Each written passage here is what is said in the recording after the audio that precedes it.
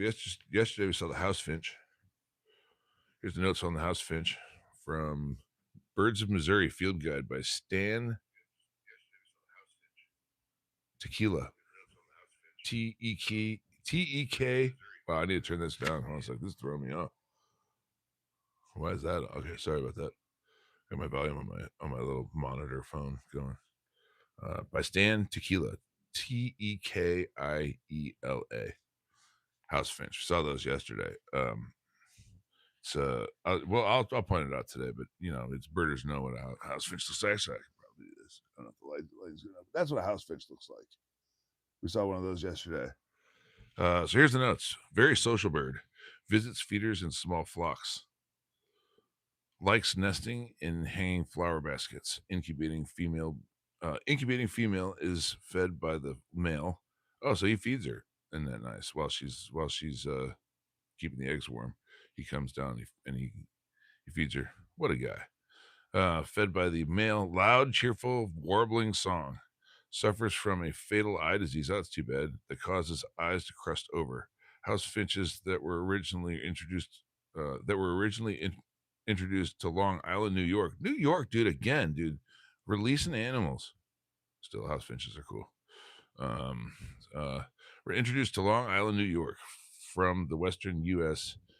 In the 1940s, have since populated the entire eastern United States, now found throughout the country. Rarely, some males are yellow. See the inset. But if you look back, scroll back, look at the picture.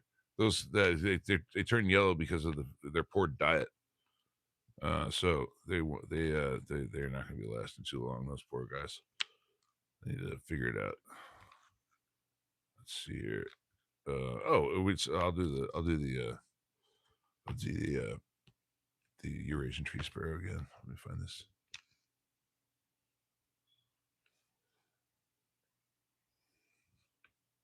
Good morning.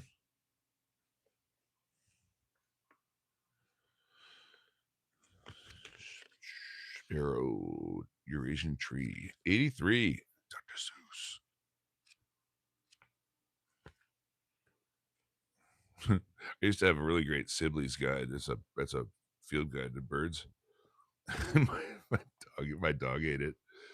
Oh, I love that dog too. Oh, did I love that dog? He ate the shit out of that book though.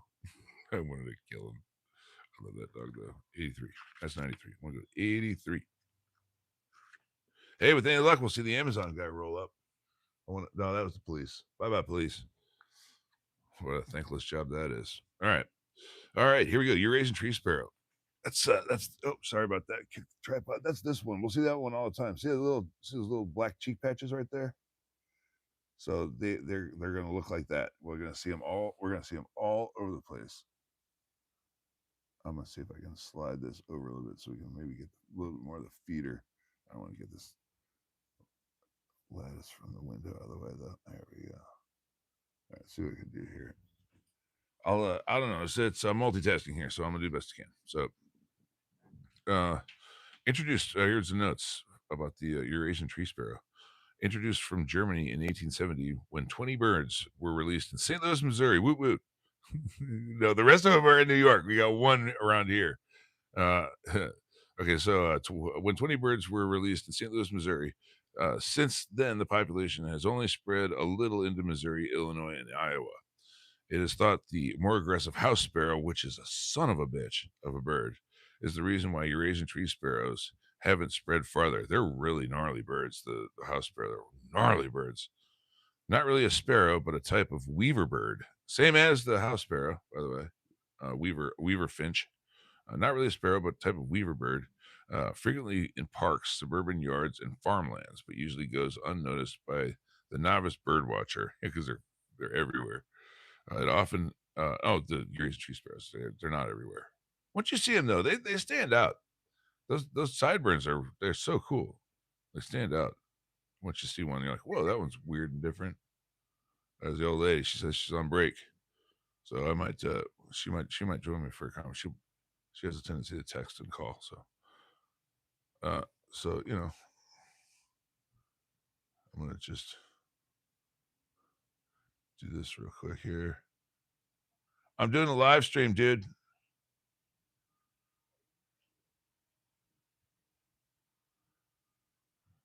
I don't know. All right. So maybe she'll jump on. She'll say hi. All right. So it often builds a nest of grass and small pieces of trash in natural cavities or nest boxes. Now listen to the house sparrow. This I think I read it in here. I hope I did. If I didn't, I'll look up the facts. And wherever I did find them. But listen to the house sparrow 85.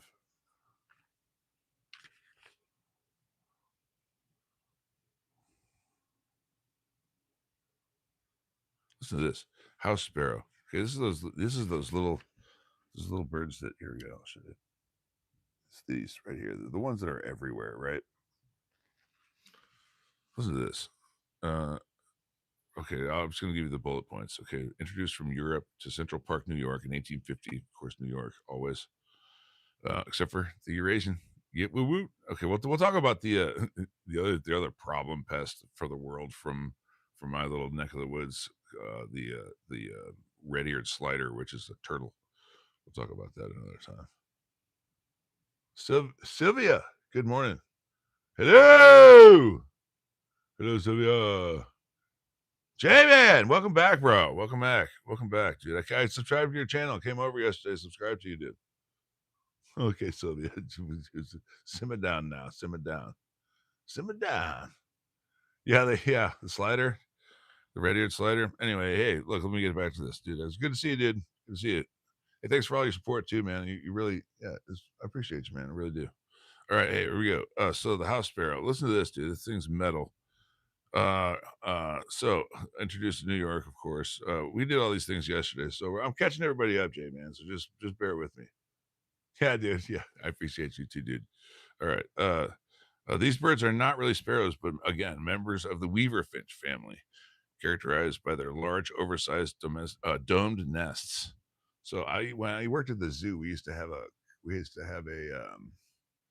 bird called a buffalo weaver, which is an African bird.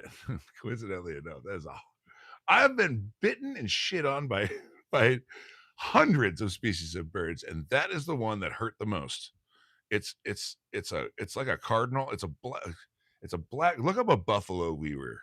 Oh, sorry, buffalo weaver. Weaver. Look that up. It's shaped like a cardinal. The beak is a finch beak, and it's shaped like that. It's a powerful beak because it has to crush seeds and nuts. It has to crush the outer layers of seeds and nuts. Think like a parrot beak. It's like a little tiny version of a parrot beak. It's all that power in a little tiny package. So yeah, buffalo weaver, man. They're not. I don't have a picture of it here because it's not a native bird of Missouri, but that's the hardest I've ever been bitten. Anyway, so that's they make anyway. The point is that they make these. Look at their nest. Look at their beak and how terrifying that little shit is. And then look at their nest. And I've never actually seen a house sparrow nest, but if they're anything like a buffalo weaver nest, which would be the same family of bird, then it probably pretty cool little nest. I've never actually seen one though. So, but here's the crazy part. Here's the crazy part. Listen to this, man. House sparrow. That's that again. That's none of them out there right there. That's this little bastard right here. An aggressive bird that will kill the young of other birds in order to take over a cavity. Like Jesus, man, settle down. This bird has no chill, no chill. I don't know what the kids are saying now, but dude, that's what. Dude, whatever. Oh, here. Oh, I'll say. I thought about something yesterday. Where's the one that the Dickcissel? I don't think I ever read about that one. I just thought the name was funny. The Dickcissel. Dickcissel. Dickcissel.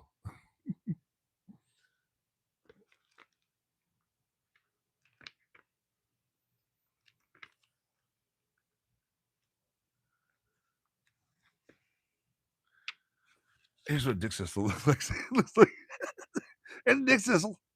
All right. Originally a bird of the prairie, now found in alfalfa fields, abandoned fields, and meadows due to the loss of native prairie habitat. Prefers habitat that is sparsely vegetative. Doesn't do well in thick, dense vegetation. The males arrive at breeding sites a couple weeks before the females and begin to sing from prominent perches. Nests are only a couple feet above the ground, usually well concealed, I guess because they have to be.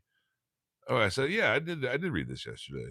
Yeah, yeah. The common name comes from an imitation of its song. Dickcissel.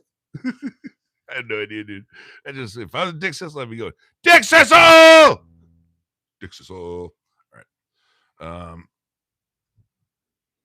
Let's. I'm gonna have a little bit of this, which is now empty.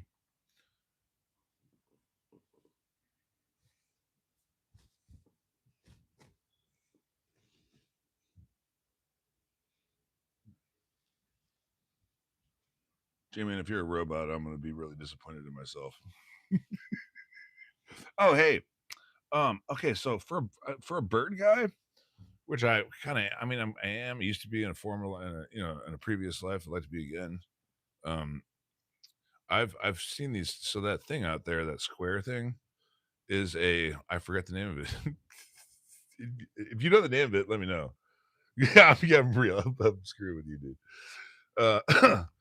Excuse me. So, if I forget what that thing's called. If you know what the name of that stupid thing is called, it's like that butter that holds all the corn and seed and stuff in it.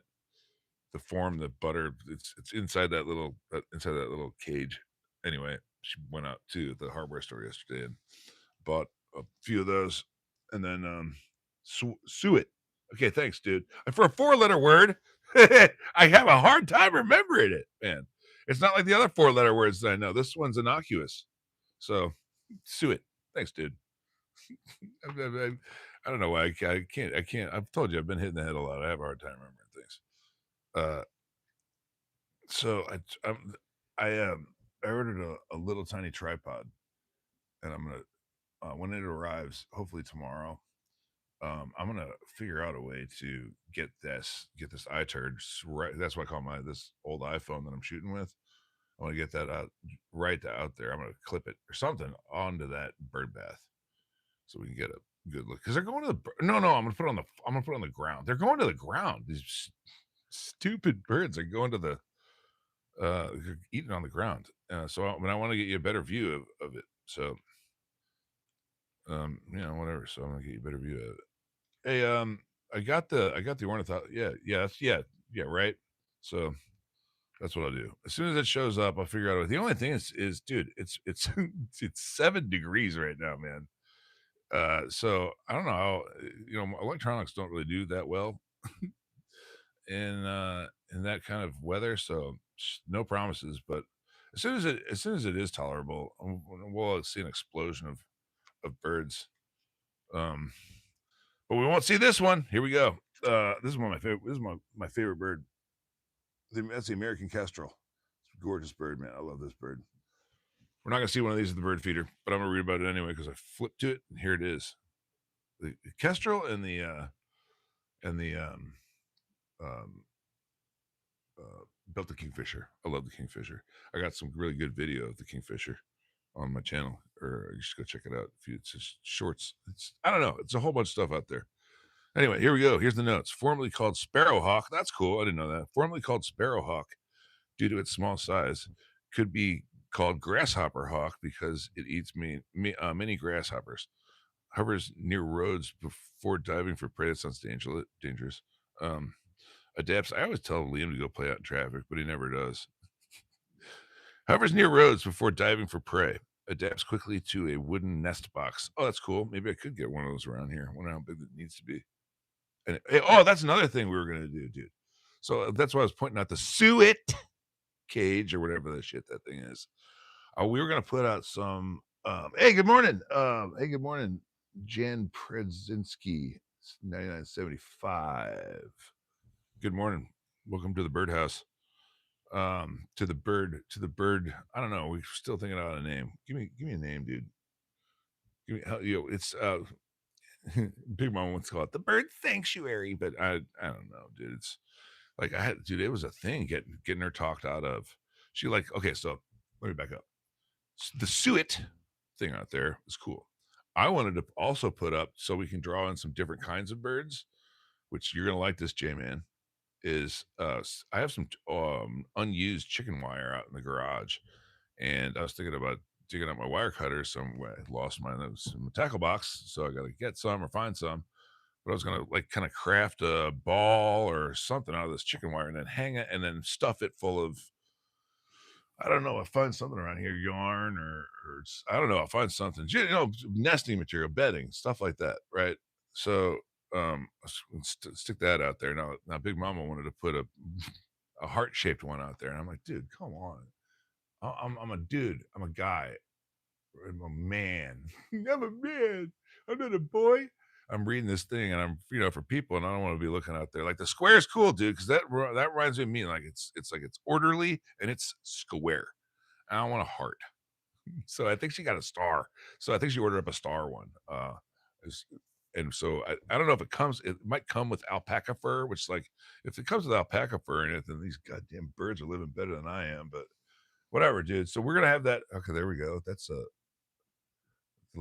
in real life now. He just there was a little female house sparrow just flew up and has now left. There she was on the video.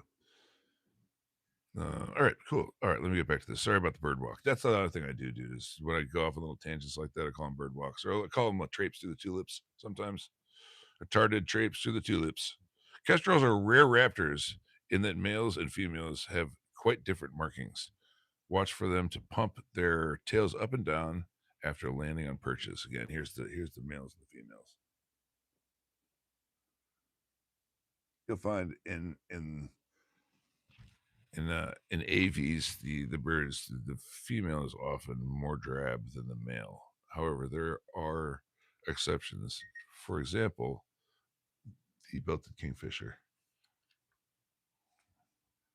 Oh, here we go. I saw a Carolina wren yesterday. We've seen a Bewick's wren and we've seen a Carolina wren. Let's go with the Carolina wren because I already read about the Bewick's. Oh, the Bewick's wasn't. Oh no, I didn't do that because it's not in this book. Should be. It's not though. What do you think about the putting out the bedding stuff idea, J Man?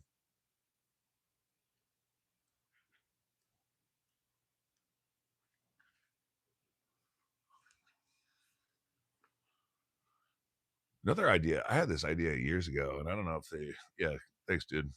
I think I'm gonna do that. Another. I just want to draw all. I want to bring. I want the proverbial milkshake man to bring all the birds to the yard. Here they come. Here they come.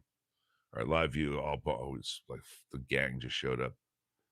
They're all Eurasian tree sparrows coming up here. Yeah, here they come right there.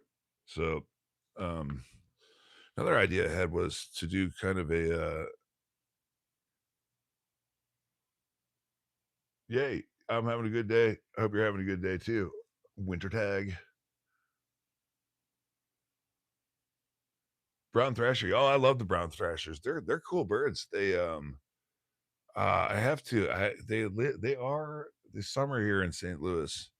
Um and I have been dive bombed by them. They are if you got a bird that dive bombs you because you get like within like 10 feet of its nest, that's a bold bird, man. I mean, like, I don't know how it flies carrying around those big balls, but that's what they do. So, I was going, the other thing I was going to do is, and I don't even know if you can even do this, but to draw, so with seed, you're only going to draw in the seed eating birds, obviously. I mean, we're not going to get in any blue jays. We're not going to get any mockingbirds. We're not going to get any of the other, interesting birds that are around town here. So, with the bedding, with putting out the little bedding thing, Chevy 5 speed, 5.5. What's up? Yeah, 5. Oh, you're high. Yeah, high, high. It's like that's 5, but that's 10. So it's like another 5 speed. It's 10 speed. It's a bike. Do I know the song "Rockstar" by Lisa? No, I'm sorry, I don't. I really, I'm like, if you, people ask me, people ask you, what kind of music you like? A lot of people are like, oh, I like everything. I don't like everything, dude. I like rock and roll, maybe between like 1963 and 1978. like classic rock, and like a few with a few exceptions like Pearl Jam and Fish and a couple other things. But yeah, that's pretty much it. Here we go, the Carolina Wren. Thanks. I'm sorry. I'm out of touch, dude. The little ick man. He brings home the new music, and I'm like, your generation, man. And I'm just joking around, but because I like so we have the playlists. Go on over there. He hums these things. He hums certain stuff, and I'm like, "What are you humming?" And he has to tell me, and then I have to have him repeat it because I don't hear so well. Because I had 30 years of rock and roll myself, so whatever. Um, whatever. Carolina Wren, here we go. Mates are long trays of the notes. I'm skipping straight to the notes because you don't need to know that the eggs they lay 4 to 6 eggs, white, sometimes pink or creamy, with brown markings. Incubation is 12 to 14 days. Fledging 12 to 14 days. Wow, they really get out of the house fast. Yeah, well, do you want me to read all the finer notes? Do you want to know how big the average size of one of these retarded birds is? Anyway, let me know. You got so much snow, it's unfair. Well, it's oh yeah, well, winter, what is it? Winter G tag VR. Yeah. Well, it's we got dumped on. We got dumped on hardcore and we got snowed in and uh we're built for heat and then we're built for ridiculous cold like this. But it's not usually pretty like it is now. It's usually just this gray, slushy, shitty snow. Or we a lot of times we just get freezing rain and sleet. So it's not usually looking that like nice like that. All right. Well, yeah. All right, man. All right. Uh, mates are long term. Yeah. Well, it's so boring. It's so. Like, okay. Well, look, if there's something interesting, I'll shout it out. Otherwise, I'm going straight to the notes because that's where the more colorful stuff is. And even then, it's kind of a well, whatever. We'll get into it later. Mates are long term, remaining together throughout. This is the Carolina Wren, by the way, which don't see any, but we will. We will. They'll show up later in the day. They've been showing up later in the day, so that's probably what'll most likely happen.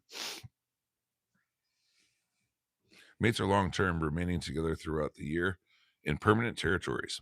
Will sing throughout the year. The male is known to sing up to 40 different song types. Wow, that's a hell of a repertoire. Singing one song repeatedly before switching to another. Females also sing, resulting in duets. Oh, okay, that's cool. Male often takes over feeding the first brood of young while the female re-nests. Okay, so they leapfrog around. All right. They leapfrog nest to next. They leapfrog it. Oh man, dude. Why can these little tiny birds figure it out? We can't. That's a problem for another day. Will nest in birdhouses or in the most unusual places, such as mailboxes. How the hell do you get a bird to nest in a mailbox? Like over a weekend? Over a long weekend, like Martin Luther King Jr. Day weekend? I guess I don't know. It depends on how industrious these little birds are. In a mail, I guess I don't know. Maybe they should say disused, as the British say, mailboxes. Then they say post boxes. I'm getting off. It's a bird walk. Bumpers of cars. Really? Bumpers of cars? Oh, I guess not used cars. Broken taillights or just about any other cabbie. Jeez. Huh. Found in woodland or brushy yards. Carolina Wren. Here we go. We'll see some of these later. That's what a Carolina Wren looks like. Sorry about the blue. I was making lures yesterday and I had a little mishap with the blue. So yeah, that happened.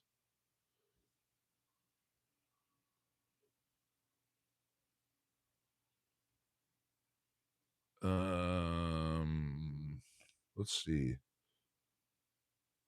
Oh, dark eyed junk. Well, we read about them yesterday. Oh, screw it. I guess this is the new thing, isn't it?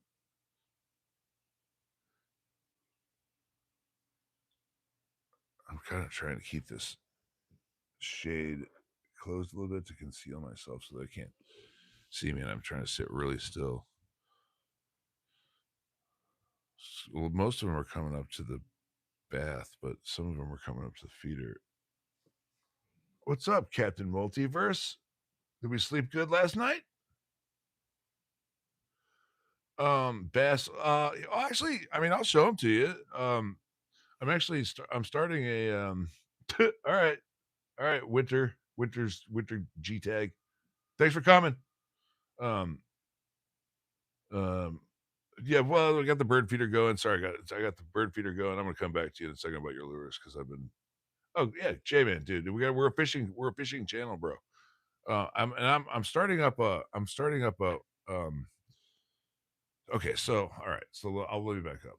I went out and I went to college and I got my degree in zoology, which is the study of animals, which is kind of why I'm doing this thing. So, um, I never really was into fish, but the kid comes up to me one day and he goes, "Hey, Dad, let's go fishing." And my dad never took me fishing, and I kind of the only all the information that I have about animals is is theoretical. You know what I mean? Like, I've gathered all the information from all of the biology classes that I've taken, but really, I never really got into fish. My thing was more birds, like we're doing right now.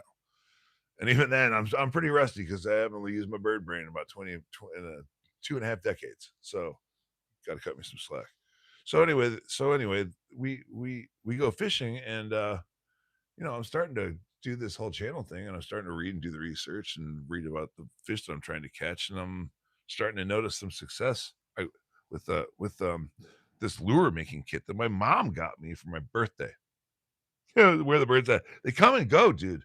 They come in and then something freaks them out and they go to this tree across the street and they sit there and then they make sure it's all cool and they kind of trickle back in and then they fill their faces and then they fly away. So there's a Eurasian tree sparrow coming up. He's gonna be in the background in the bush. Um, again, you can see those with the black cheek. They got the black cheek patches. Um, anyway, you know what I should do, dude? Maybe I'll. I gotta figure. I was already talking with Jay that I'm gonna put this camera. I'm gonna figure out a way to put this camera right on the ground. Maybe we'll see a squabble. See a couple of birds fight. Over some food. So I forget what I was talking about. What was I talking about?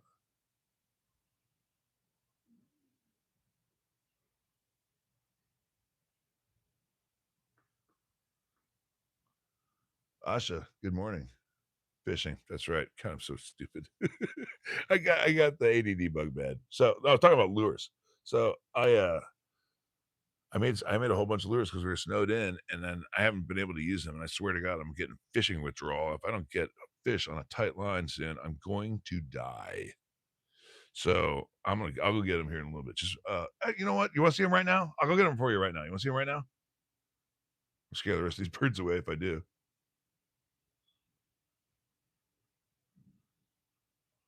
All right, dude. Hang on just a second. Let me put the bird book down and everything. You're gonna hear me moan and groan here because I got a bad hip. I got 2 bad hips and a bad back and a bad neck and a bad hand. So you might hear me moan and groan. I might say a 4-letter word. Not suet. You might hear me talk to the dog. Shut dog.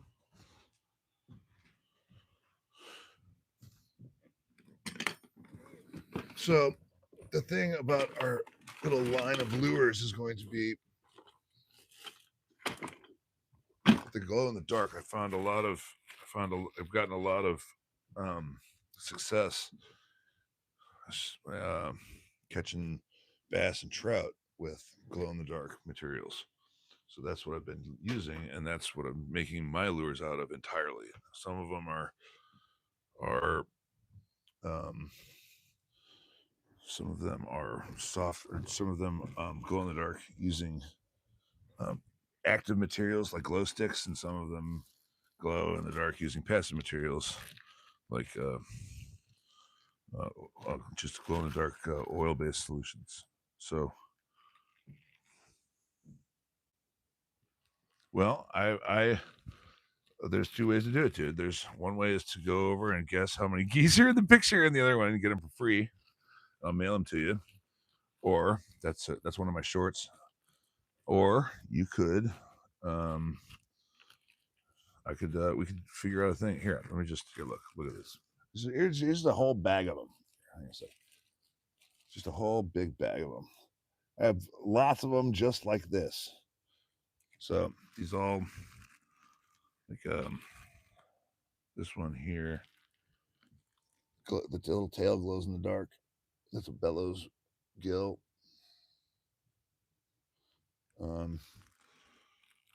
This one is like a little pink lemonade bellows gill. That one glows in the dark. It's pretty bright in here. I'm not going to be able to show you the glow. Yeah, the whole bag. I have lots of bags. Here's a little.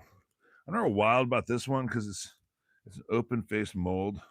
You can see one of the little tentacles fell off, but that one kind of sucks. I wasn't really wild about this one. So here I figured out coring kind of. So this one, the outside glows in the dark, and the inside it just looks like a red vein. So that one's going to be for bass. Are going to love that one. This one's called a. I'm gonna hold it by the. Oh, it's got a dog. I'm sorry, it's got dog hair on it.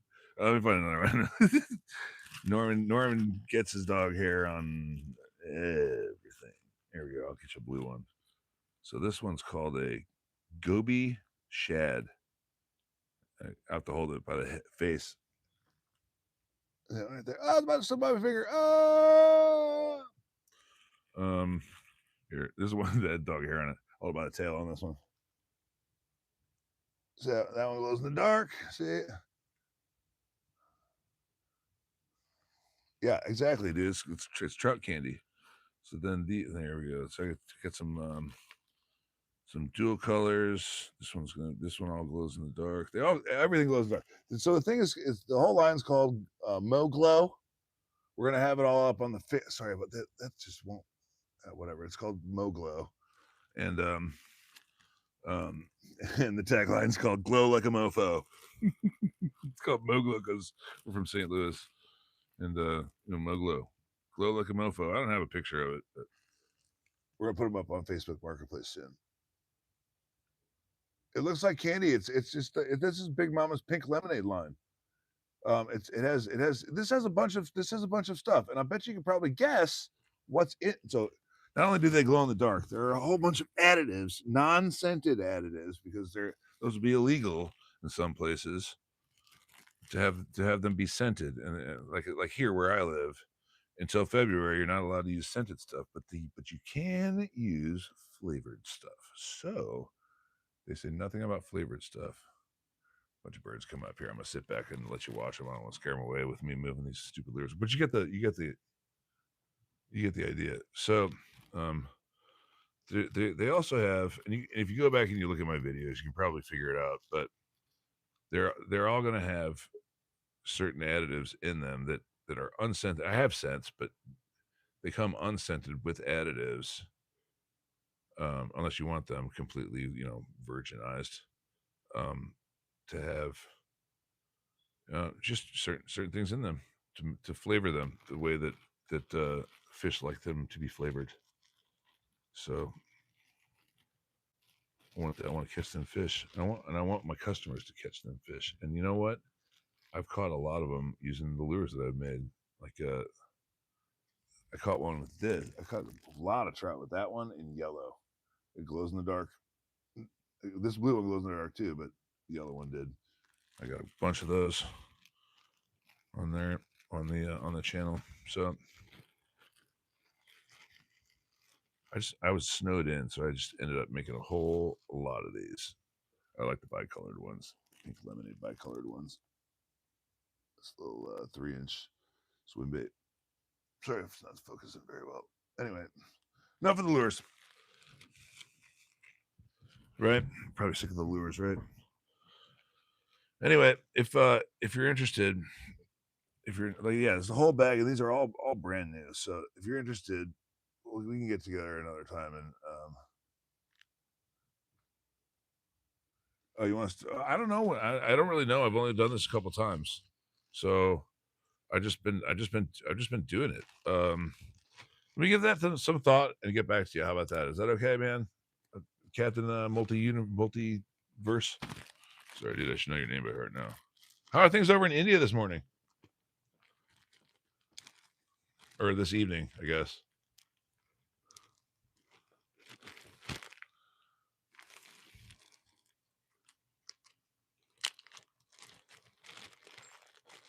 Oh, here's one last one. Look at that, look at that one. So that one, that big fat thing glows in the dark. No, I don't have any moderators. It's just me over here. I'm not big enough to have moderators. I'm not barely big enough to have this live stream. Hey, but you guys were great to me yesterday, dude. You guys, they were really. I think we ended up having 12. Like we usually pull in like why what? Oh, why don't we have moderators? Because I don't need them right now. I mean, like, well, maybe they could, but I don't. You know, it's just me here, dude. I'm reading about birds. What do I need moderators for? Like you saw yesterday, it started. You know, one guy started talking about. You know, he started Bible thumping and everything. I'm like, we don't talk about religion on this or politics on this channel. So, you know, I gave him a chance to shut up. He didn't shut up, so I shut him up because we don't talk about religion or politics on that channel. On this channel, there's literally tens of thousands, if not millions, if not hundreds of thousands of channels on the internet devoted to religion and politics. So we don't do that. Or the bird cream. Sure. Whatever that is. Yeah, okay, here we go. So we read about the wren, Carolina wren. Oh, you guys want to hear about the kingfisher? I love the kingfisher, man. It's a great, it's one of my favorites. You want to hear about the kingfisher? I don't care. I'll read about it. Here we go. Okay. Here's something about the belted kingfisher is reverse sexually dimorphic. That is to say that dimorphic means that it has two body. Usually means shape, but in this sense, it means color. So usually, like I said before, the males are the brighter of the species, brighter half of the species, and the female is kind of the more drab of the species. And there's lots of reasons there is, but I think the main reason is she carries the eggs. The eggs are valuable. She has to stay hidden and protected. So, so I think that's kind of the biggest reason. But in belted kingfishers, it's reversed. The female is actually the prettier of the two, and the male is the more drab of the two. So, and actually, this is I haven't seen. I think Louis, our kingfisher, I've named him Louis after King Louis, who's the namesake of the town I live in, Saint Louis. See the males up here on the top, females right down there on the bottom. So you see that he just has that white ring around the neck with that dark, I think it's a dark blue patch around the front. She is covered in little patches of rusty brown, and she's a pretty bird. So that's kind of the reverse sexually dimorphic. So dimorphism is a different two different looks. Sexual, everybody knows what that is as male and female, and reverse, everybody knows what that is, the Uno reverse. So they got handed the Uno reverse card.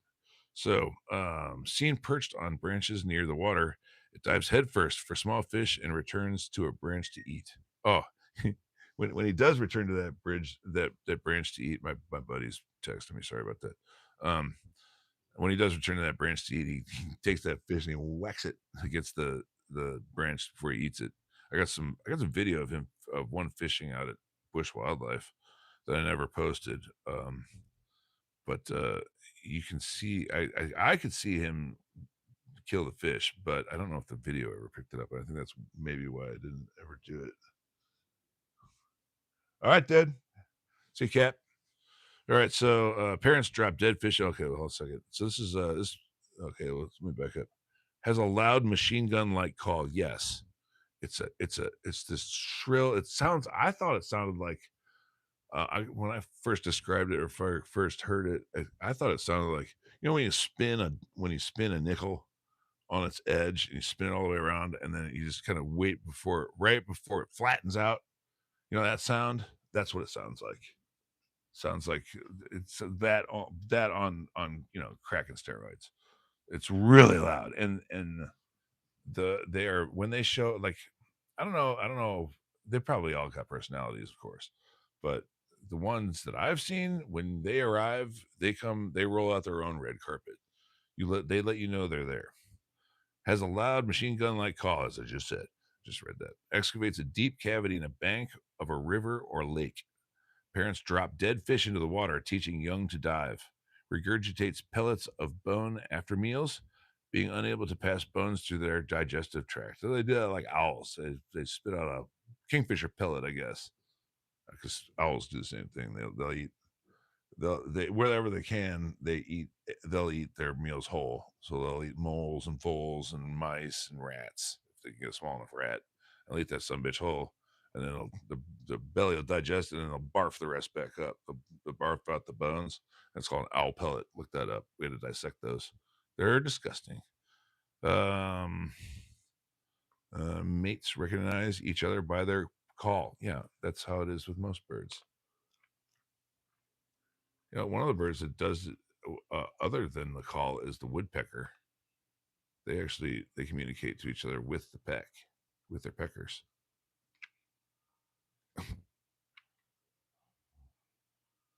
Oh, here's a cool animal right here. We don't have any. We don't really. I've never seen one here, but I used to learn about these in school.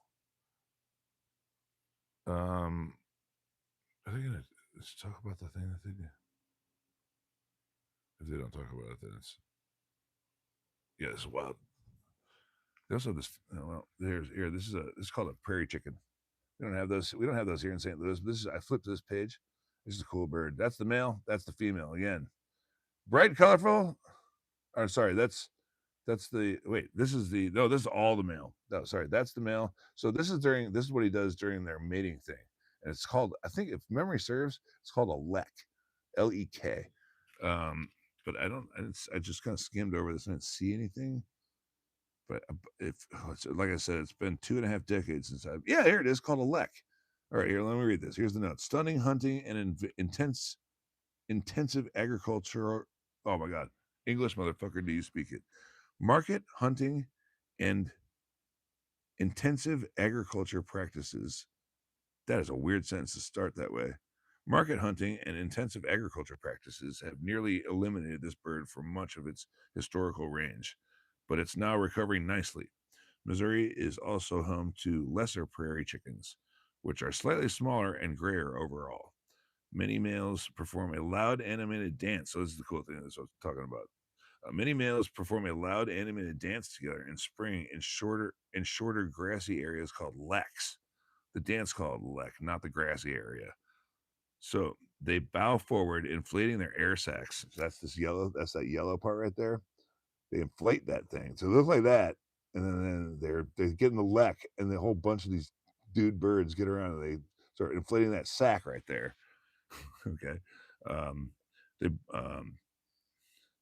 they bow forward, inflating the air sacs, fanning tails, stomping feet, giving a low moan like air blowing across the top of an open bottle. Okay, that must sound weird having a whole bunch of these. Females females watch for males who perform the best. Dance, boy, dance. Fly into the arena to mate. Oh, they just fly on in there and go, and then go off to build a nest. Okay, and lay eggs. Wow. That's wow. How what is the word I'm looking for? How very hedonistic. Should call it the hedonism chicken. Anyway, there you go. Easter prairie chicken. It should be called the hedonism chicken. That's yeah, I like hot summer sweating too, but I mean like inside in the air conditioning. Bro, ice is boring. Ice is so boring. Well, I mean it's not really ice, it's snow, but it is what it is. Welcome to the channel, loaf of bread. Loaf bread 01. What am I? Loaf of bread?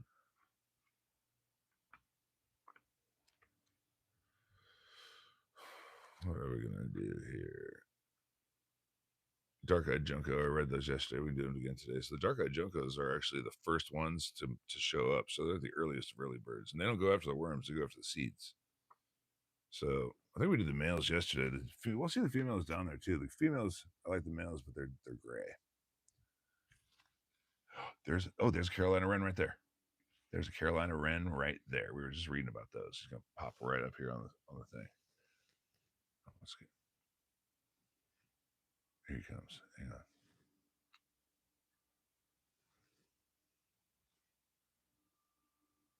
So yeah, that one right there. I just flew. Yeah, he's hanging out around the thing. So the one on the left is Carolina wren. The one on the right is a house sparrow.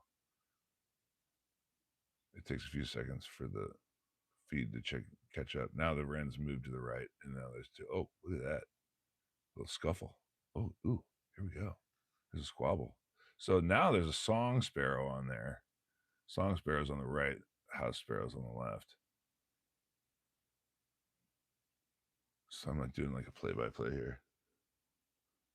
Look at the bird cage.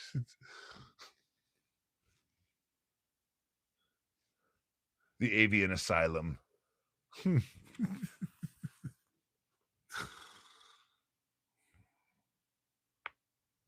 don't know. I think it's something good. You know who's good at that stuff is Big Mama, man. She comes up with my old lady, Big Mama.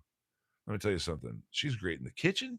She can cook anything from anything. I can hand her like a pile of some. I can give her a pile of that snow, a handful of old rusty bolts from the car, and some spaghetti, some hard spaghetti noodles, and she'd be like, "Voila, chicken cordon bleu." I'd be like, "What in the shit?" So this is great. That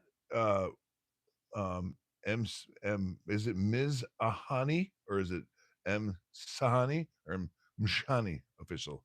Sorry, dude. I'm bad with names. It didn't translate for me, so it's either I love this or fuck this. Either way, I'm cool with that. Avian Asylum, bro. Yeah, Avian Asylum, dude. Let the crazies run the asylum. Red-tailed hawk. Let's read about a red-tailed hawk, dude. I flipped to the red-tailed hawk page. Here's the notes. A common hawk of open country and cities in the state. That'd be the state of Missouri where I live. Often seen perched on freeways, light posts, fences, and trees. Look for it circling above open fields and roadsides, searching for prey. Their large stick nests are commonly seen along roads and large trees. Nests are lined with finer materials such as evergreen needles. Will return to the same nest site each year. Doesn't develop red tail until second year. We're gonna talk about the bald eagle. Let's see if the bald eagle's in here. That reminds me of all that. Eagle, bald, 47. If you're a fan of the bald eagle, go check out the channel. Hey, subscribe to the channel. All right, Mohan. Yes, yeah. Well, it's too bad I didn't see what he said. All right, did I say 47? So when I first started fishing over there, I see this bald eagle and I freaked out. I go, "Holy balls! It's a bald eagle! It's way the shit up there." And then this eagle ended up coming down and it's made its way lower and lower and lower, and it finally perched right in front of me like 2 or 3 weeks ago, and I got video of it. And my buddy, the traveling patriot, which you should go check out on Instagram, the traveling patriot, it's a real nice guy. He happened to be there the same day, and he got some great pictures of it, and he's gotten a whole bunch of great pictures of it. So he's not on. He's on YouTube, but he shoots stills, so he doesn't shoot video very much. I don't think at all. He'll have to correct me if I'm wrong, but he's on YouTube. I know he's on here because he's commented on other things, but he's on Instagram and Facebook, I believe. So I got to get you that information. Traveling Patriot. Check him out. Instagram, Traveling Patriot. And then while you're getting all click happy, go on over to the Boys and subscribe to our channel, man. I'm gonna be doing these. A lot. Bald eagle. Here's the notes. Often seen soaring, this bird is making a comeback in Missouri. Returns to the same nest every year, adding more sticks, enlarging it to massive proportions. At times up to 1,000 pounds. How'd you like to have a half a ton nest, dude? That's insane. And not only do that, this isn't in the book. A half a ton nest, okay, sitting on top of a dead tree. That doesn't seem like the wisest strategy, but they get by. They get by. That's a big damn nest. Sorry for for the I still want to call them commie units, but I don't want to offend anybody. Whatever. For commie units, it's 400. That's the kilo units, 450 kilograms. I'm just joking around with you guys. Yeah, it's half a ton. That's wild. In the midair mating ritual. Oh, that's wild too. Gotta see some of that sometime. Sam and Diane are over there sometimes. You don't understand that reference. I feel sorry for you. Sam and Diane, look it up. That's who they are. My bald eagle's over there at the pond. I want to see that. Maybe they'll do that soon because it's coming up on that time of the year when love will be in the air, man. So I don't know. Could happen.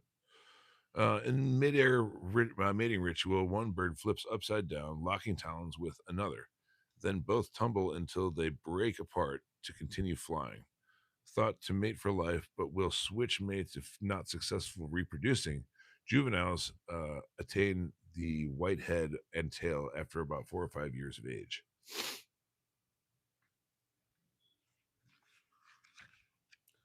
Oh, speaking of the traveling photographer, he actually got a picture of a juvenile.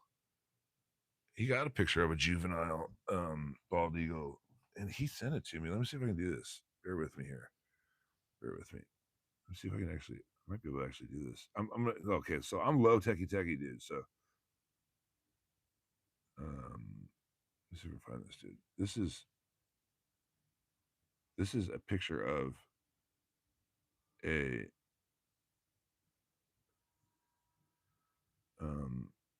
bald eagle that he took this picture. So this is a juvenile. I hope this works. That's a juvenile bald eagle, and my friend, the traveling patriot, took that the other day. I think he might have taken it yesterday. Anyway, so that's what they look like. So that's a bald eagle, and they look like that for, they look modeled like that for the first 4 or 5 years, and they're sitting around there, and they're for the first, it's, I'd say 6 months of that fledging period, that post fledging period. There maybe it's still up to a year. I don't know. Might be up to the year. They follow around their parents. They follow around mom and dad, learn how to hunt, which is a common theme across the animal kingdom. With the ones where the offspring are raised by the parents. Some parents are terrible and they just drop the eggs off and they're like, bah. So anyway, that's yeah. So that's a great picture. Go check him out. He's got great photos. He's a really nice guy. Talented. He's self-taught. He's like, you think it's do not walk on the ice. Jeez. He thinks he wants to know if I think it's thick enough to walk on the ice. I'm like, no, dude. I wouldn't even just don't. We don't live we don't live in the Great White North. We're not Ninook of the North here. So, all right, let me just get myself set back up here because I'm not looking at the chat anymore. Now I am. Oh, you want to hear about the cowbird? Yeah, okay. Well, I'll do the cowbird. Cry big tit, cry big tit, but tit. Well, hey, welcome. Good morning. Happy 55th birthday, Uncle. All right, let me get this plug back in so I can.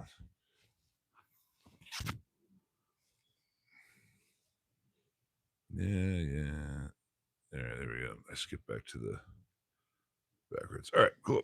If you're just now joining us, welcome to the avian asylum. Okay, there we go. There's a Carolina wren poking at the suet block, or is it just called suet without the block? Anyway, he's on there, and he's actually staying. So I'm gonna sit still and we're just gonna watch him work. Oh, there he goes. Bye bye. Maybe I don't know. I will improve the setup. I will improve the viewing setup. I will. This is only day 2, and I sleep very good last night, so I got screwed up, buddy. What do you want to hear? Oh, Cowbird. All right, let me look it up. Hang on a sec. Brown-headed cowbird. That's a brood parasite. Brood parasite is that's an interesting survival strategy. There he is back up there. It's the Carolina wren. Brood parasite. What did I say? Sorry, I got all. Let me get to the. I got too many things in my head. 13. So that's page 5. I want to look at the male because that's the more interesting. That's one that you pick out better. Sorry, ladies. So a brood parasite is a brown-headed cowbird is a brood parasite that will lay their eggs in another bird's nest and let the other, and then take off, and then they let the bird raise its chick. The nest owner let it raise the cowbird's chick. So um, uh, this is one of those birds that I learned about. It has the capability of making its eggs look like the eggs. In some cases, they can look like the eggs themselves. Some kind of crazy chemistry happens between the eggshell and the host and the nest. Something crazy happens there, and it makes the egg look like the host egg, but only in some cases. There was some study that they did, and I remember reading about it because we had to study it in ecology. But again, 2.5 decades ago. But they studied about the spots on um, a cowbird shell, and it was a pretty interesting study. But I don't remember it. Maybe I'll see if I can look that up. Jack, thanks, buddy. Jack Gold9, welcome, buddy. Thank you very much. A member, Barnett Cowbird notes, ready, here we go. A member of the blackbird family of approximately 750 species of parasitic birds worldwide. This is the only parasitic bird in Missouri, laying all eggs in a host bird's nest, leaving others to raise its young. Cowbirds are known to have laid eggs in nests of over 200 species of birds. Some birds reject cowbird eggs, but most raise them, even to the exclusion of their own young. That's wild, man. Look for warblers and other birds feeding young birds twice their own size. At one time, cowbirds followed bison to feed on the insects attracted to the animals. So I think, and I'm not entirely sure about this, but I think they not. And again, I'm not. I need to look this up. So just don't take this seriously. Look it up for yourself. Even let me know. But I think their young have been known to, if they hatch first before one of these other 200 species of hosts, if they're young, if the cowbird hatches first, it'll kick the other eggs out of the nest. You know, so they the parents have no choice but to raise that bird. So Jesse Jackson 77, thanks. I appreciate you. Well, I mean, doing the best you can. Justice, thank you. Justice for Animals, thanks very much. Appreciate you. Yeah, I'm an animal lover. I love these birds. I got my dog, got my fish over there. I tried to do a live stream last night. Nobody tuned in, and I think I had some kind of technical difficulty. No, YouTube wouldn't upload it, so I just trashed the whole thing. But I did this, but for fish, and I just sat the camera in front of my goldfish, um and they oh, do they really? No, I've never been to Royal King. That's all over in Illinois, though. Good morning. Working 9 to 5, baby. Working 9 to 5. That's it. I love Dolly Parton, man. She's a treasure. I don't really like her music. I'm not in the country, but as a person, she is a treasure. She must be protected at all costs. I love her. Hey, man, I like, what were we talking about? We're going to be putting out we're not only feeding them, we are going to be putting out nesting material. We ordered up some alpaca is like, I don't know, spare alpaca fur that they shove into a little cage like that. Suet, thank you, sir. Is so that'll be coming through the Amazon mobile sometime in the next, who knows time frame. Hopefully next, I don't know, week. I don't know. I was thinking about making our own with the kid, some chicken wire, some spare chicken wire I have out in the garage, but I don't know. I don't know. I don't know. It's but it's so that and I never finished my thought from earlier, Jay. Come on, man. You didn't you let me you didn't keep me on task. The other idea I had was to do the same thing with that little lattice structure and then find someone that sells freeze dried insects so I can attract the carnivores. You know what I mean? Because we're not going to get any carnivores down there except for the really starving ones. Because I mean, yeah, a mockingbird might come over, or we might get a robin or something like that, but they're only the starving ones. So when is the bird come? I don't know. Come back, bird. Come back, bird. So I'm gonna put up some of that so we can get a greater diversity of birds of biomass out there. Birds. So um let's see here. I did a bunch. I used to do these things. And I'll probably get back to it at some point, but um uh I I used to do these things called tank talks, and I'd do them at night, and I'd talk about the different species of animals that I'd find around the pond. I was still pretty fresh at this whole YouTube thing then, and I still am now. But there's a whole bunch of them. I did one on the great blue heron. Like you guys are wondering about the gizzard. I did something on the little digestive sac of the great blue heron and the eastern great egret because I got this great video of this. There's a short I think I'm not sure about that, but I got this great video of this eastern great egret, which is this magnificent white bird. His name is Esteban, by the way. Esteban, the eastern great egret. One day, I got a video of him. He got a fish that was so big, he had a hard time swallowing it. And then once he did chuck this huge fish down, it grounded him. It was so heavy he couldn't lift off again. And I watched him sit there hiding for like an hour. And I didn't get a video of all that, but that fish was far, far too big. What is that? Hindi? Don't speak that, homie. It just looks like har har medahab har har har medahab har har. Okay, you you gotta go. Bye. So, um, see, someone's telling me I needed a moderator. I can handle this shit. I'm a strong, independent man. I don't need a moderator. Oh, there's a lot of. You know what? It's real. It's look. One of the things, and one of the things that I teach the kid. Okay, let me back up a little bit. I am not a hunter. I never have been a hunter, and I likely will never be a hunter. Although I'm pretty good at with it. I'm pretty surgical with a with a GUN. But never actually. My dad took me to go shoot clay pigeons when I was a kid and growing up and stuff. And my sister's great at it. She won championships and stuff like that.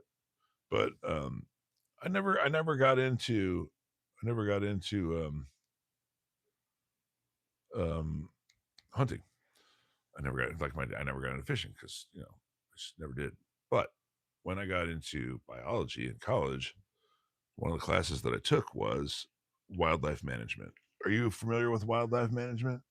Um, Dancing for Dosh or Dash, Dosh. My eyes are so bad. Dancing for Dosh. Have you ever heard of wildlife management?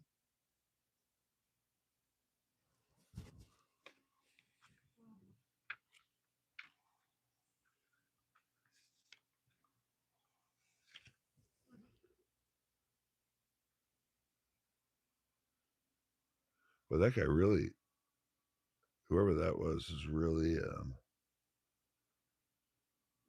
spamming this thing, wasn't he? Well, whatever. So look, we might not get an answer for from Dancing for Dosh. So Dosh Dash. Oh, okay. So, yes. What do you mean sadly? Look here. Let me explain something.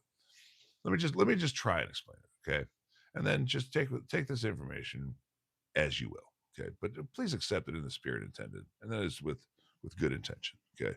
So remember, I don't know how old you are, but I'm 47. I remember a bunch of years ago, we saw this picture of, excuse me, I'm gonna take ice. This old coffee. There's this old picture of this. Remember that dentist who went over to Africa and shot that lion? I don't know if you're old enough to remember that, but there's this big kerfuffle over this dude who went over to Africa, this dentist, and shot this lion. He got this picture of this lion, right? You remember that?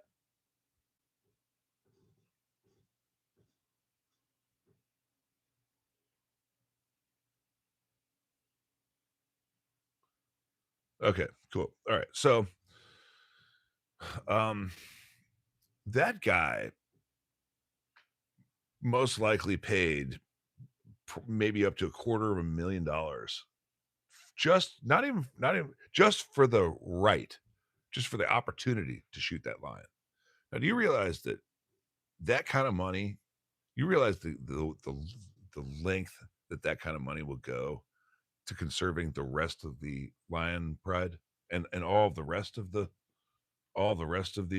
animals in that animal sanctuary over there, and then multiply that by however many hunters they will allow, which they do censuses over there, and keep pretty good, and then they hire people to protect these animals from poachers too.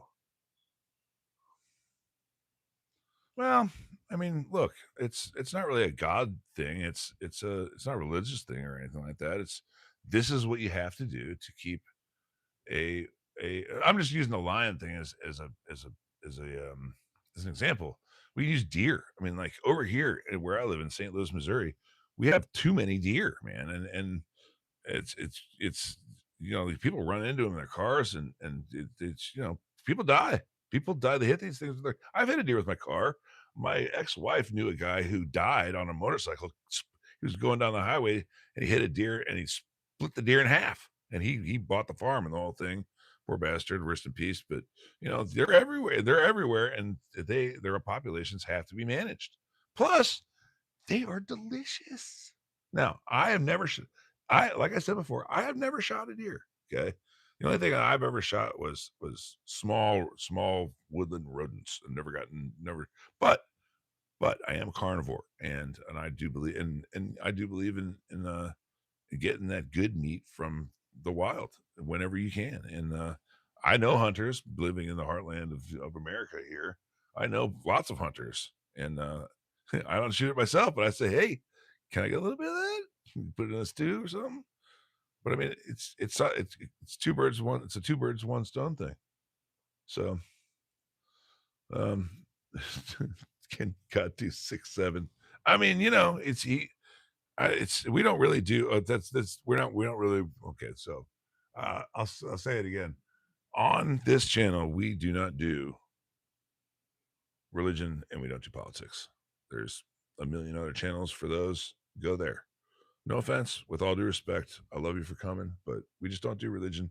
We don't do politics. We just don't do it. I care about wildlife. I care about wildlife very much. See, the other thing is that when you open up when you start selling these tags for hunting, you're keeping the population healthy by keeping it managed, because you're also wiping out all of the diseased animals as well. Because you got to figure that the animals are going to die. They're gonna die anyway. So you might as well harvest them and make use of their meat and other products.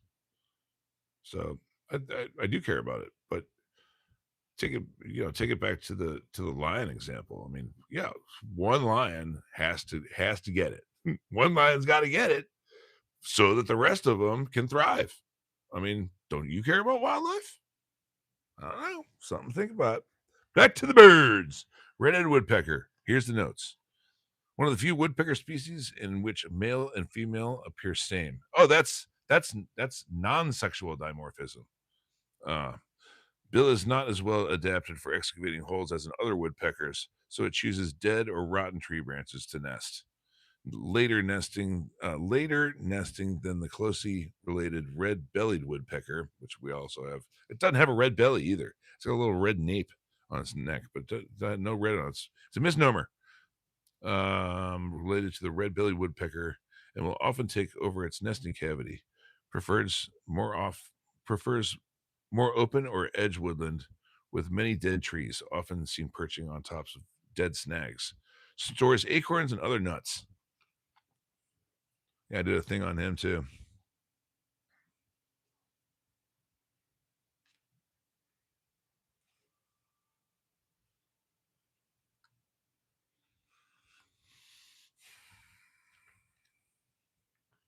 The kite. All right, here we go. All right, so it's all just mostly house finches out there right now.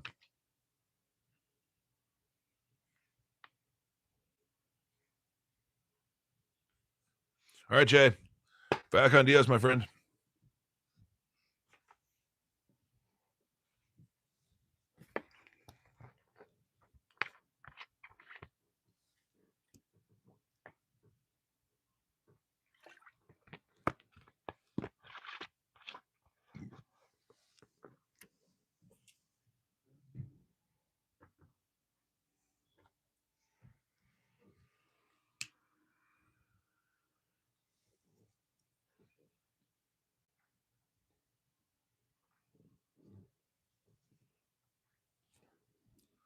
So let's move on to the meat.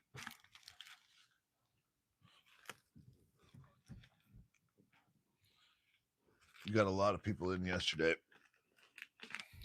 and they like the oh no. My phone's trying to do a reset on me, and that's not going to happen. Hi, Jensen. Good morning. I'm from St. Louis, Missouri. Where are you from? Vikran Shah?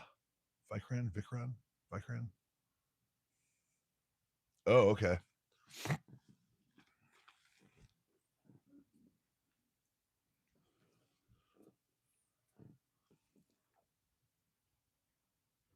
Oh, there's a cardinal right there.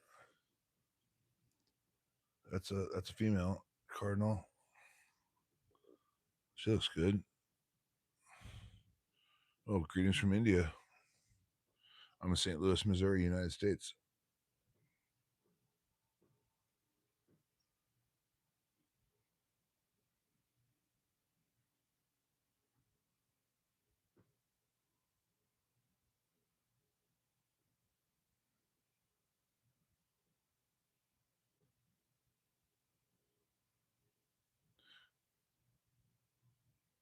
Morning, Johnson.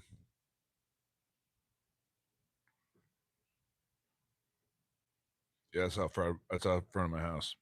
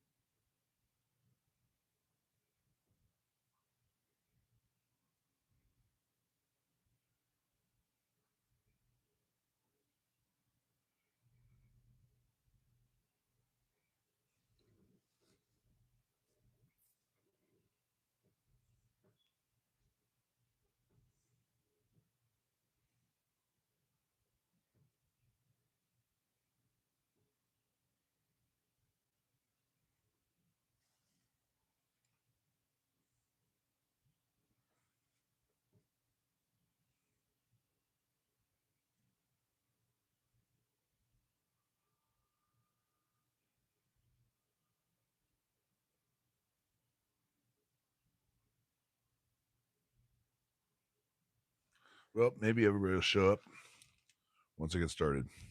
So yesterday I read from this book. We're just putting on a little ornithology reading. It's by that guy right there. So yesterday was just kind of an introductory chapter.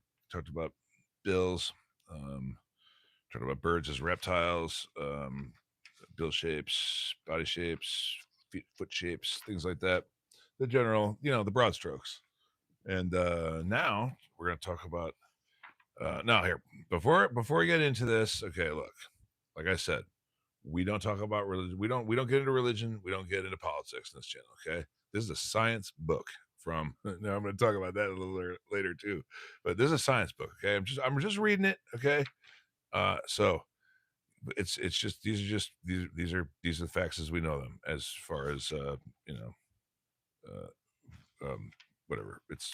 I'll get into that later. It's kind of weird because I thumbed through it a little earlier. Anyway, here we go. Chapter 2. Why did I say all that stuff? Well, this one's going to be about evolutionary history. Excuse me. Here we go. The similarities between birds and reptiles leave no doubt of their evolutionary relationship. Yet we are not content with that. We want to know as precisely as possible which reptiles gave rise to birds. And we want to understand the steps involved in this transformation. For this knowledge, we must turn to the fossil record. 5 specimens of a legendary fossil creature, and I love this word and this creature. I love this word. Archaeopter, and I massacred the saying of the day. Archaeopteryx. Archaeopteryx. Why could I say it? Archaeopteryx.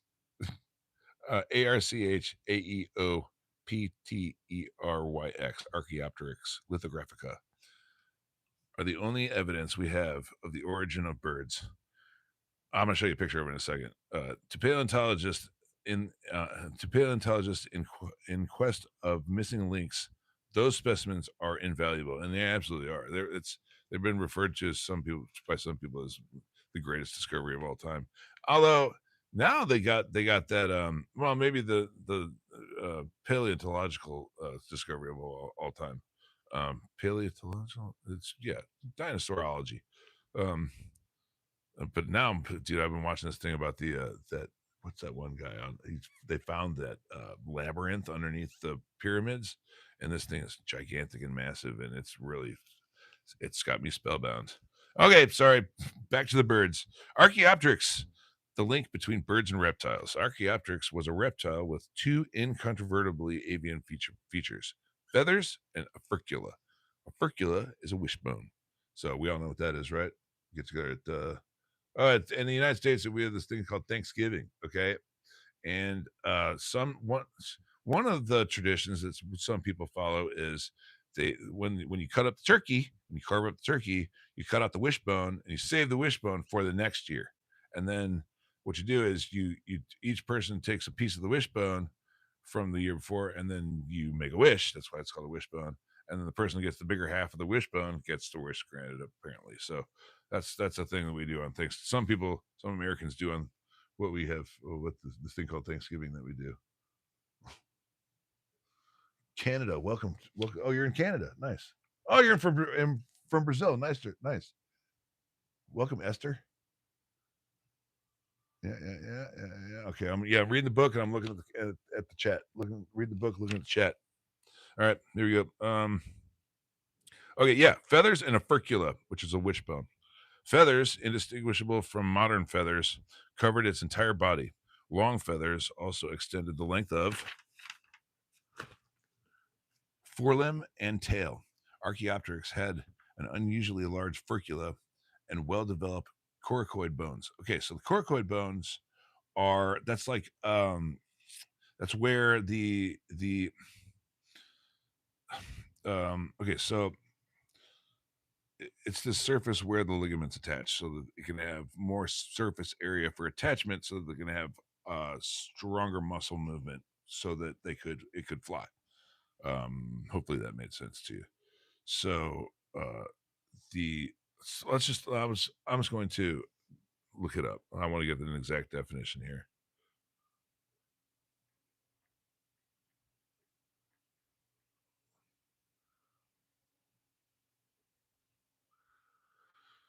Oh, we gotta do it in birds. Birds.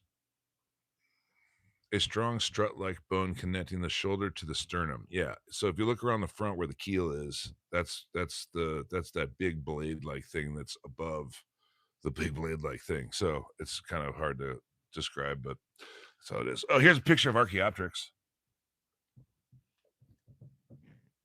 That's what Archaeopteryx looks like. That's the fossil of it. They found it in a quarry. And this is the most famous picture that they have of it. It actually shows the feathers. I don't know if I can get in that close or not, but it actually shows the long feathers that it had. See its hand, it has a well-developed hand that actually used that for hunting. And you can see that it had a tail as well down in there too. That's a wild animal. That's a Archaeopteryx is a crazy animal. So they found like two that, well, it'll get into it. So let's see. The furcula, as noted earlier, is a key adaptation of birds for powered flapping flight. Archaeopteryx was an active bipedal creature capable of running on the ground and perhaps leaping between large branches or fallen trees. It was at least semi arboreal and probably used its clawed fingers for help in climbing trees. It could fly by means of powered flapping flight. Here, I'll show you the fingers again. There's the whole bird there, and then there's his fingers. Archaeopteryx is it's an amazing animal. And then it's like, well, I'll get into it later. The first evidence of Archaeopteryx and the origin of birds was an impression of a single feather found in a Bavarian quarry. Bavaria is in southern Germany, right? If you're German, let me know. I gotta turn this back on. Sorry. All right. Yeah. So, in a Bavarian quarry, in which limestone was mined for lithographic slabs, the impression was brought to the attention of Hermann von Meyer of Munich in 1861. A few months later, a couple skeletons of a small reptile-like animal with feathers was also found and brought to von Meyer's attention. He named the fossil creature Archaeopteryx, archaeos meaning ancient, and pteryx, starting with P, meaning wing. I think those are Greek terms. Lithographica. This discovery of a second complete specimen of Archaeopteryx in another quarry near Eichstätt, Bavaria, followed in 1877.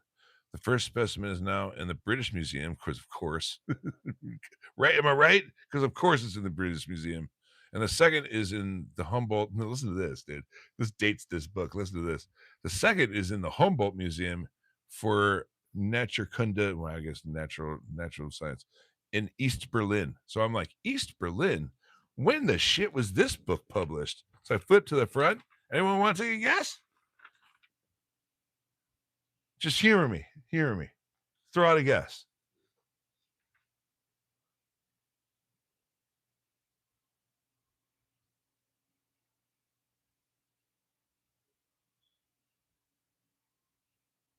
Nobody. 1989. This book was copyrighted 1990. So Soviet Union fell 1991.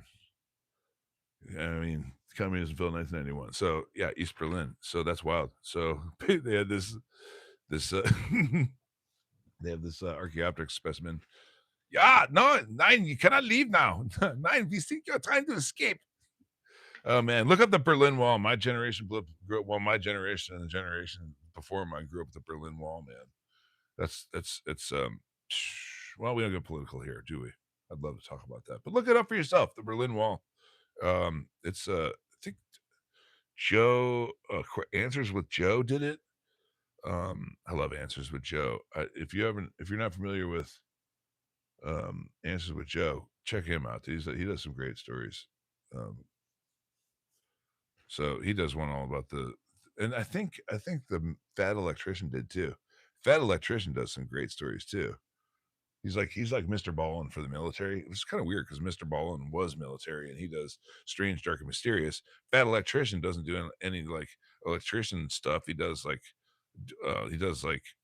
rough around the edges uh, military documentaries, which are awesome. I love his stuff. And then whatever. So cats are getting along with dogs. It's mass hysteria. These fossils are just because I can. I mean, let's just no, never mind. Yeah, fuck it. Let's just do it. That is Archaeopteryx. I'm sorry. It's just such a beautiful fossil. You know how hard it is to make a fossil? It's really, really difficult to make a fossil. So And they got 2 full ones of this thing. They would have never figured it out. Well, they would have figured it out eventually because this is, if you also recall, 1990, they had not done the genome projects yet. They had not figured out gene mapping yet. I mean, not in the way that we have figured out 30 whatever 5 years later, we've figured out gene mapping.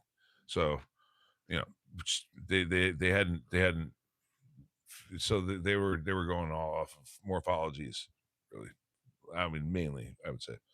These fossils were exciting not only because of what they suggested about the evolution of birds from reptiles, but also because of their completeness and precise detail. Fossils are usually found as single isolated bones, not fully associated skeletons. The specimen in the Humboldt Museum may well be the most important natural history specimen in existence, perhaps comparable to the Rosetta Stone, end quote. That's Fiducia, 1980 was a paper. I'm not going to read off authors, though, otherwise. It is fully articulated, revealing details of the wing bones, flight feathers, and pairs of feathers attached to each vertebra of its long tail. Many years passed before 3 additional Archaeopteryx specimens were discovered. They are specimens of much poorer quality, so poor, in fact, that one was misidentified, ironically, by von Meyer as a pterodactyl. The 5th specimen, found near Eichstätt in 1951, was misidentified as a small dinosaur, Compsognathus, Compsognathus, Compsognathus, until 1973, when Frank X. Mayer of Eichstätt noticed the slight feather impressions. These 5 fossils were preserved in fine limestone deposits that contain a record of creatures in Central Europe during the age of dinosaurs and the late Jurassic period, 150 million years ago.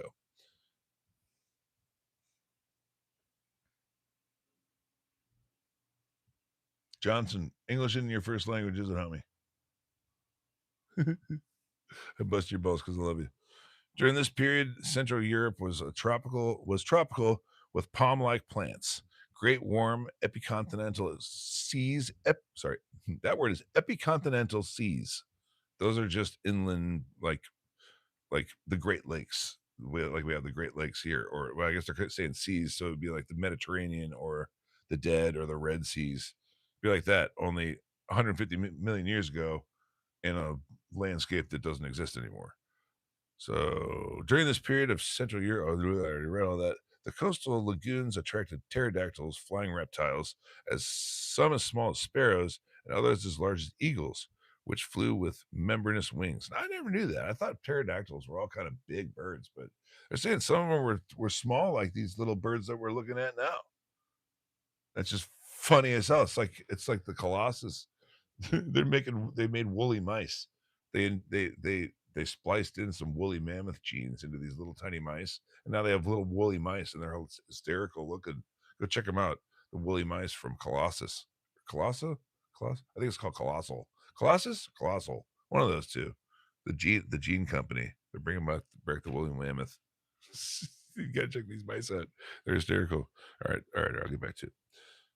Archaeopteryx was a crow-sized reptile with a blunt snout instead of the bill of a modern bird, and many small, well-developed reptilian teeth. The detailed osteology of its head matched that of the reptiles. Archaeopteryx had a long lizard-like tail with 18 to 21 caudal vertebrae, that would be the tailbones, each of which bore a pair of feathers. Its forearm was long, but the hand bones, that is, metacarpals and digits, were not fused, and each of the long digits bore a sharply curved claw. Its sternum, if there was one, was unkeeled and probably cartilaginous, not the strong, ossified, well developed structure of modern flying birds. The ribs of Archaeopteryx, as in most reptiles, lack the horizontal reinforcements. Those are the uncinate processes, which are cool. They act like a phalanx for ribs. It's awesome. The reinforcements, uncinate processes, characteristic of most modern birds.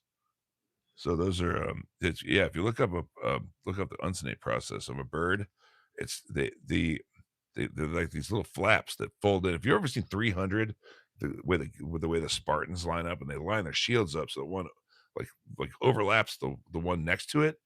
So I think that's called a phalanx. So the shield has to overlap the one next to it. So you're kind of dependent on the strength of the guy next to you to protect you, and the guy next to you is dependent on you to protect him. So it's kind of like that. It's worse like that. But once you string a bunch of those together and you lock them up tight, that's what these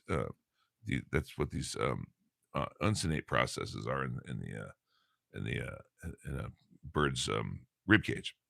And so all that works together with the furculum and the caudal, what's the other term, the caudal, I forget the term. I'll find it's in here. I'll find it later. All that stuff works together though, so that when a bird beats its wings down and tries to get lift, because hollow bones are not, they're still heavy. It's hard as hell to fly. So when it starts beating its wings, all these things work in like the synergy to not have it cave in its chest and kill it. And so that takes a long time to evolve. So whatever. It's not just one thing, it's all the things. Anyway, we're continuing on because Archaeopteryx was a reptile with several of the characteristics of birds. It was a timely discovery of an animal that was intermediate between two higher taxonomic categories, a transition from ancestral to descendant stocks. It seemed that Darwin's prediction of intermediate evolution in lynx in On the Origin of Species by Natural Selection, his book in 1859, published only 2 years previously, had been fulfilled. So Darwin had predicted this, and then boom, here it is, Archaeopteryx was found. So that's awesome. Some biologists think that these specimens may still be the best fossil proof of the process of organic evolution. And I think that's probably a fair assessment, at least from what they thought back in 1989. I mean, now we study mitochondrial DNA, so it's it's easy to trace lineages back. Much easier if you know what you're looking at. Anyway, as the intermediate morphology of Archaeopteryx became known, the species quickly moved into the center of the debate between opponents and supporters of evolution by natural selection. Creationists defending their views of the separate and unchanging appearances of birds and reptiles insisted that Darwinists were misinterpreting the apparent intermediacy of Archaeopteryx. J. Andreas Wagner, an influential zoologist at Munich University, was adamantly opposed to the new Darwin theory and the idea that this fossil form might be a missing link. In contrast, Thomas H. Huxley, Darwin's elegant champion, was convinced of the link between birds and bird-like reptiles and soon converted leading American paleontologists.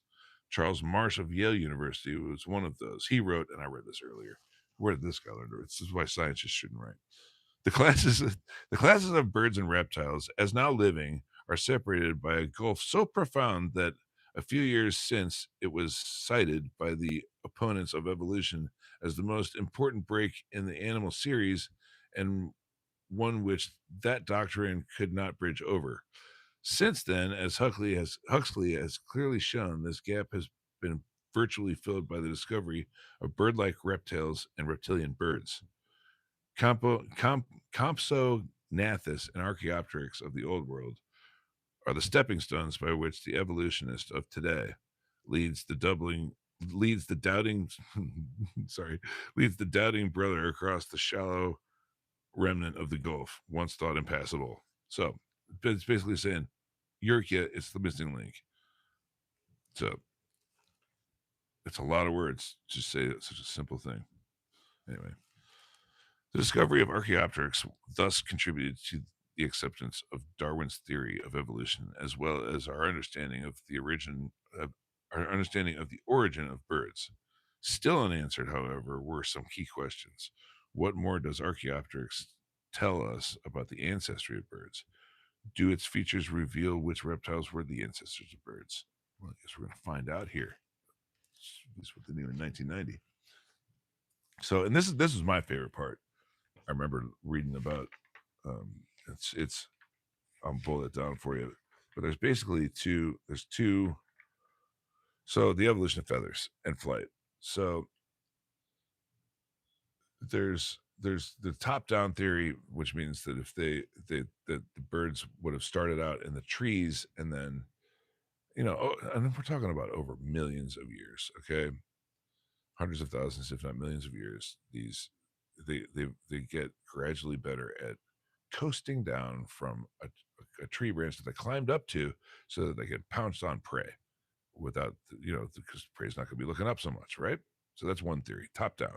The other one, and the one that I like, is the bottom up theory, because these birds, they started out as these little terrestrial creatures running around on both legs, and they were chasing around their little prey bites, and it's almost like the jaws of a shark where they can just pop right out of its mouth and get that just a little tiny extra inch extra, that little tiny extra oomph to get it. That's kind of what these feathers did. I think they're running after their prey, and they're about to catch it. And they catch a little bit of wind, and whoosh, and they get that little tiny extra bit of oomph and catch that prey, and then that makes them much more successful. And so the ones with the more feathers got the more food, stayed healthier, got to reproduce. That's how it goes. And the ones that didn't. It either died off and it turned into something else. A bunch of sparrows just showed up to the feeder here. So the one that's down, it's going to show up down the tray.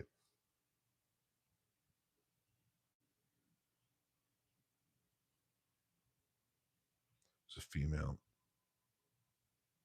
And there's two males that were higher up, but I'm not going to adjust the camera because I don't want to scare them all away.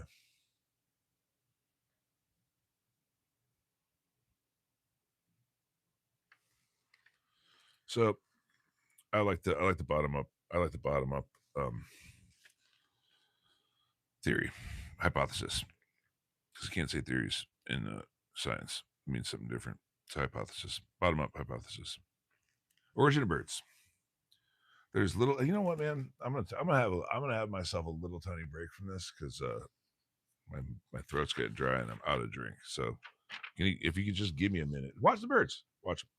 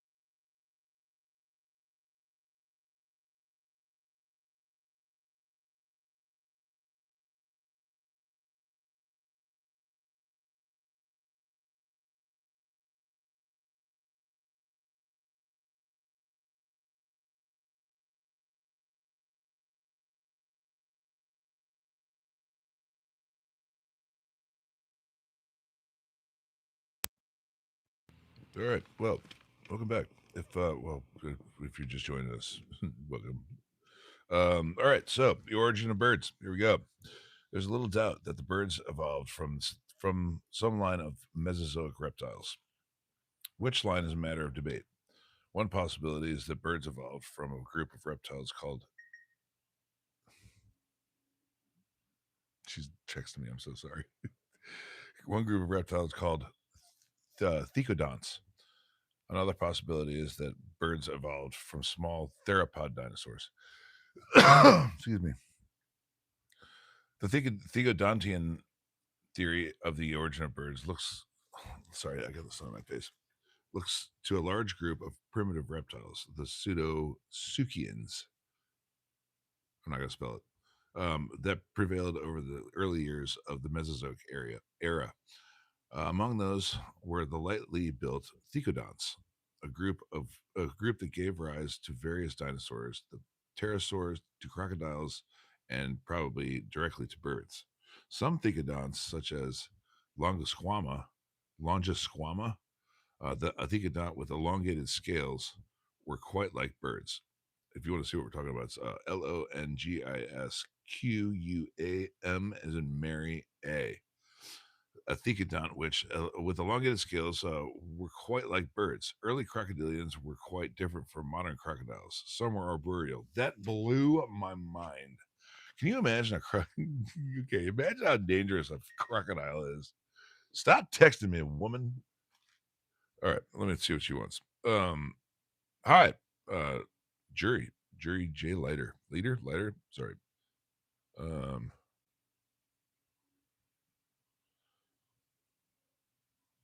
so all right, she's I don't know. She wants something. Yeah. Good morning. Thanks for joining us. So that blew my mind because I mean, think about how crazy a crocodile, like alligator. We got alligators here in the states, but you guys got crocodiles over there. Do you have crocodiles in India?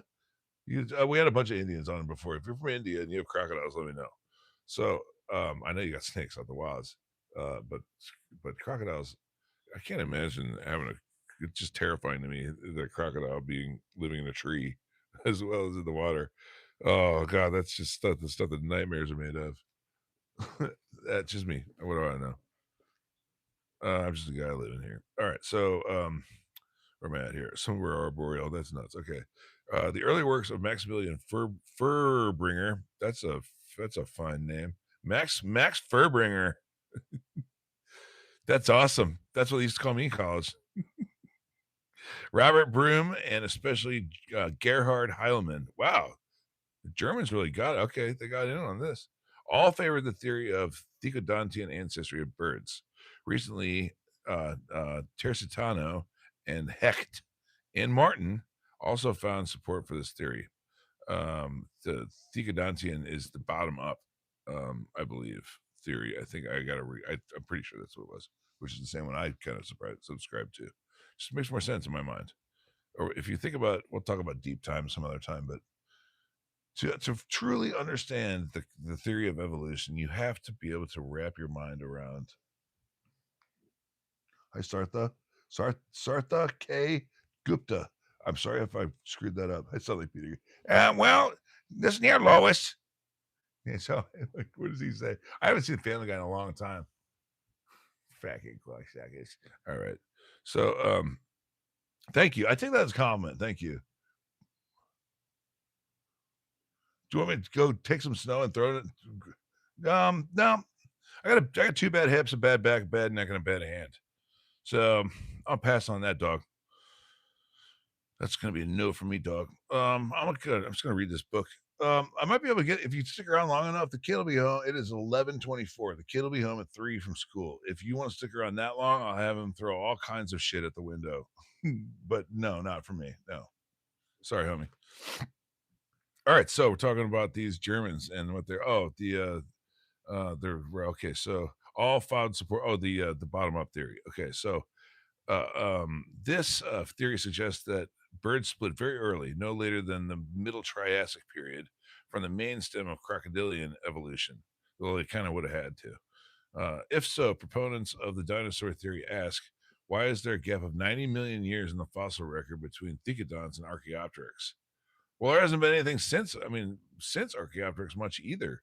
So, I mean, you're looking in the wrong spot.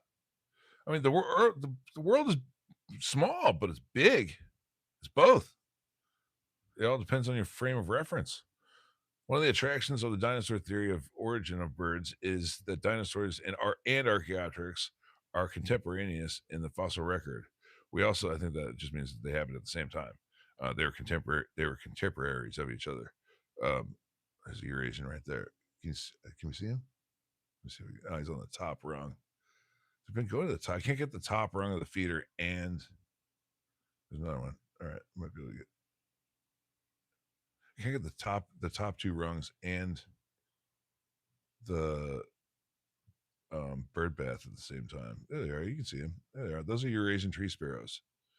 See the little black cheek. See the little black cheek patch. Little sideburns. Thank you very much. All right, so that's the Eurasian tree sparrow. It's crazy because the house sparrows keep them in line because they'll get in there and just wipe out the whole nest and take it. And then not only will they kill everybody in the nest, then they'll start living there. People don't think nature be like it is, but it do. One of the attractions of the dinosaur theory of origin of birds is that dinosaurs, like in Archaeopteryx, are continuing. I already read all that. Although we usually think first of the large, spectacular species, dinosaurs varied greatly in size and habits. Well, yeah, they were big as buildings, and then they were small, like one of these little tiny sparrows.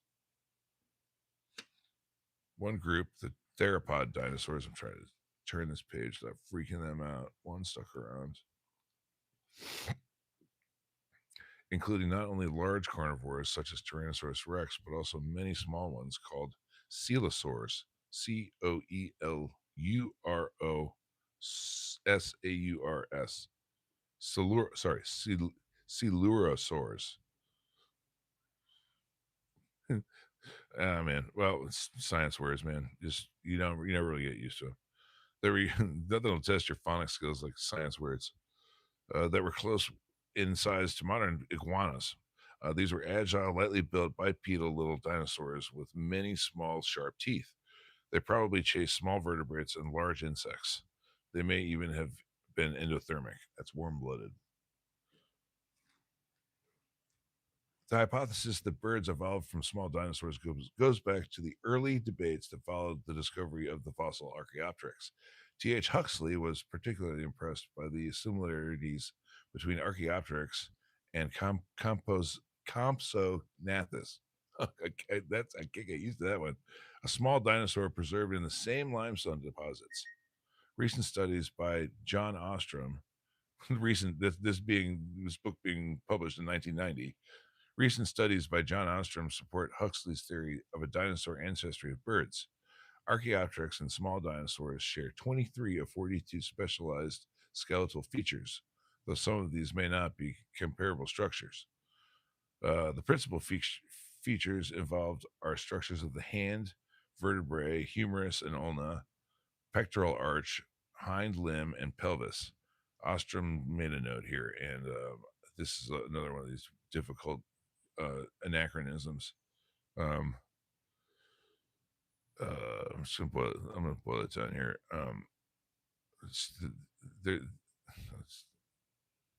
it. I'm gonna read it. It's been repeatedly observed that the Archaeopteryx specimens are very bird-like, but also possess a number of reptilian features.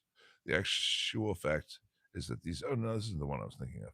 The actual fact is that these specimens are not particularly like modern birds at all. If feather impressions had not been preserved in the London and Berlin specimens, those are the ones from earlier that I was talking about.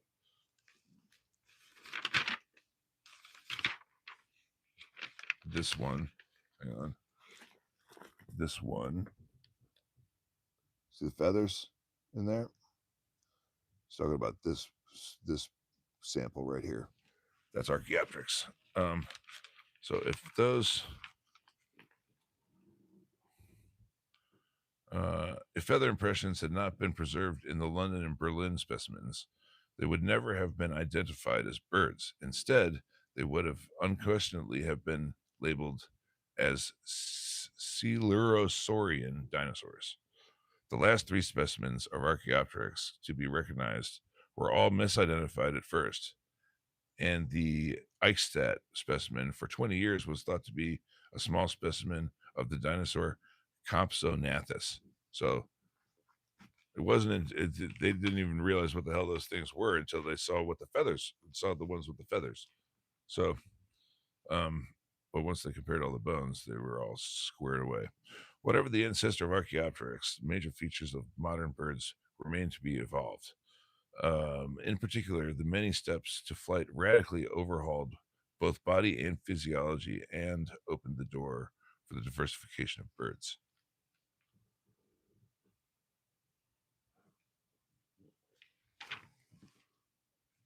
Bro, talking dries your mouth.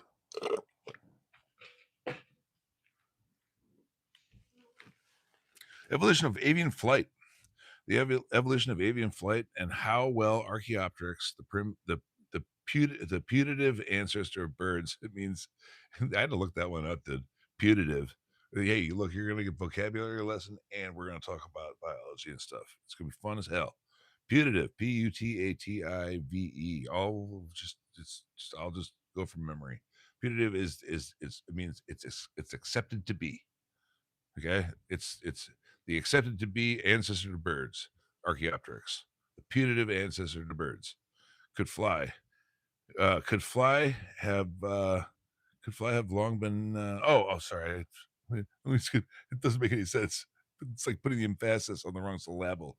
The evolution of avian flight and how well Archaeopteryx, the putative ancestor of birds, could fly, have long been debated among ornithologists.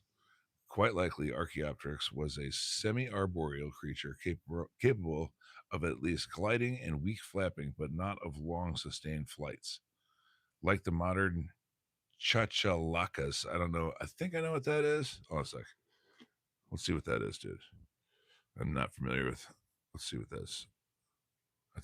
That name's funny as hell, though.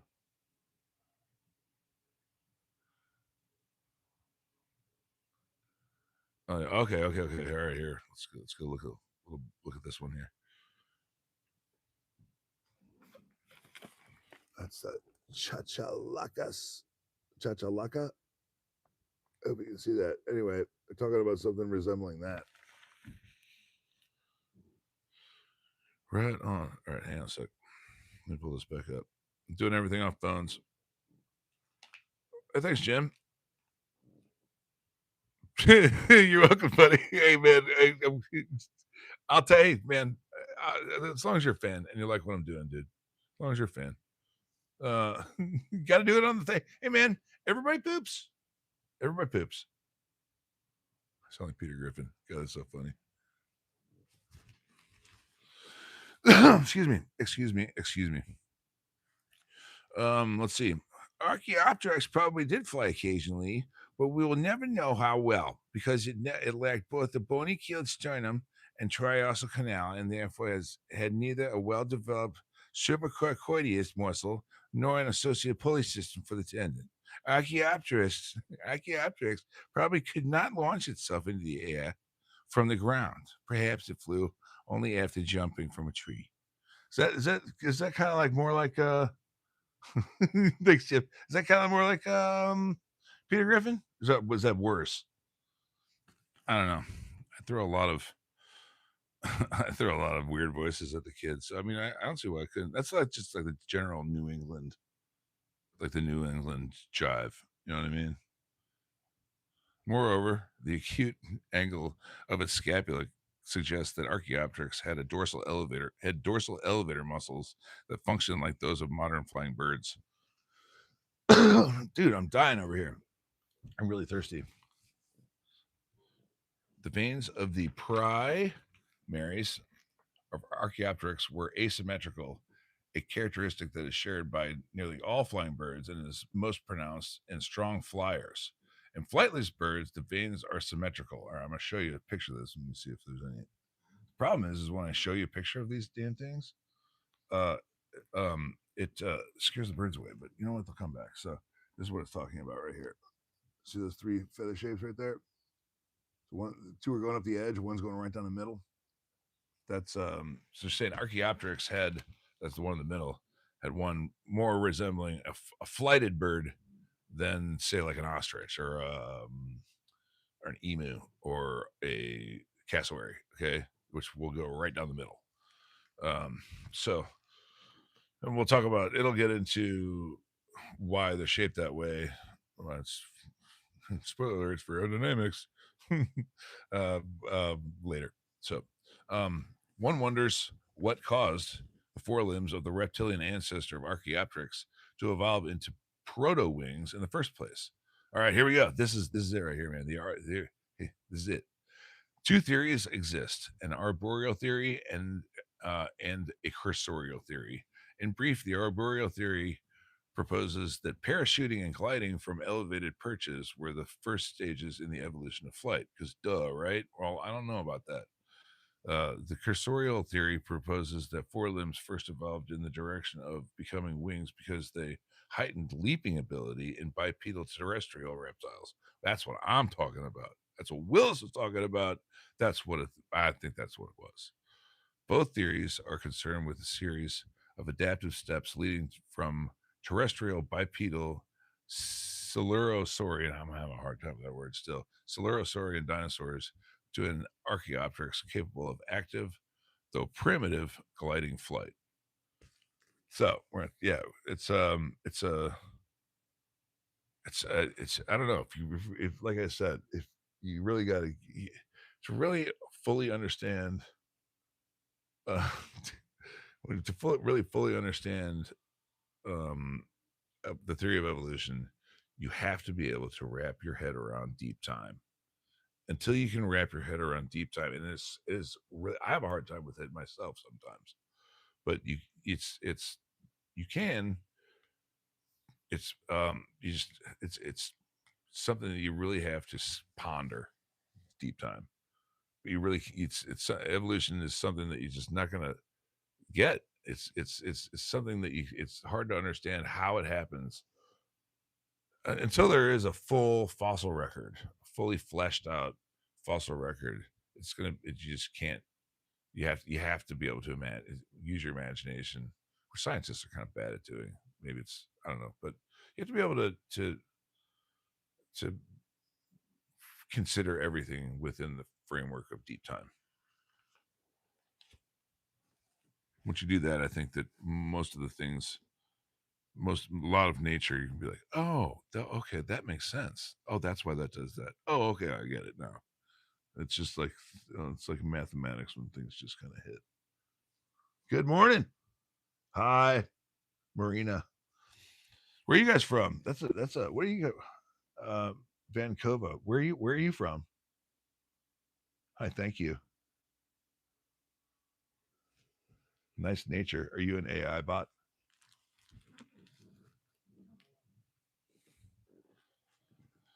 So, all right, where are we at here?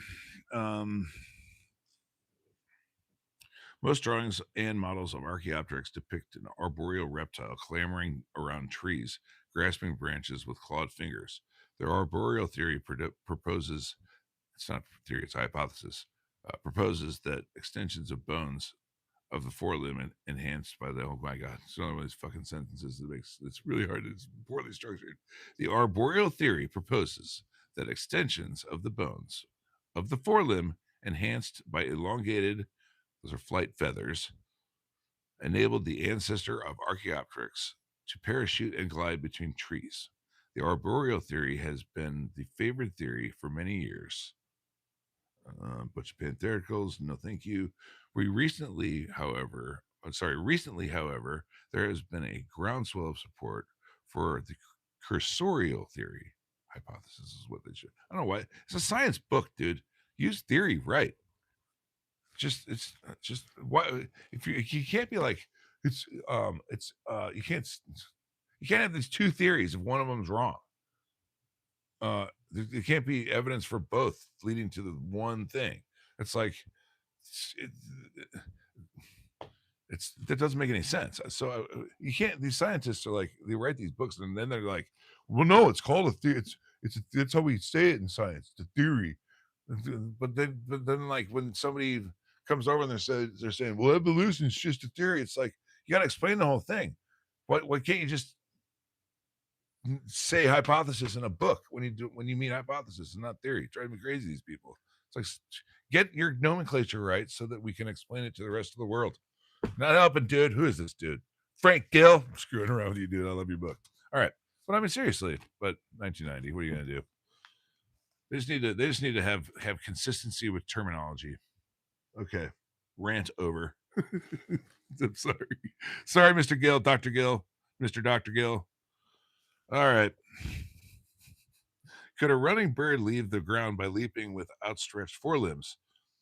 Although it is doubtful that the creature could achieve adequate lift, extension of the forelimbs would help control and extend its leaps and might lead to primitive flight, a process that is more in common with ballistics than with aerodynamics. Yeah, I guess that's kind of right. Ballistics. That's great. Yeah, I guess so. The cursorial theory emphasizes so they're saying that it, think about being like a small woodland mammal, right?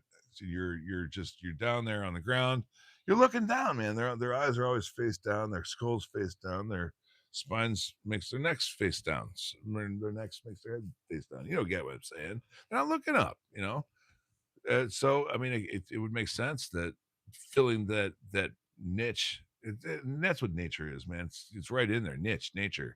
It's close enough. I don't care. I'm taking it. But it's a nature's full of nichers.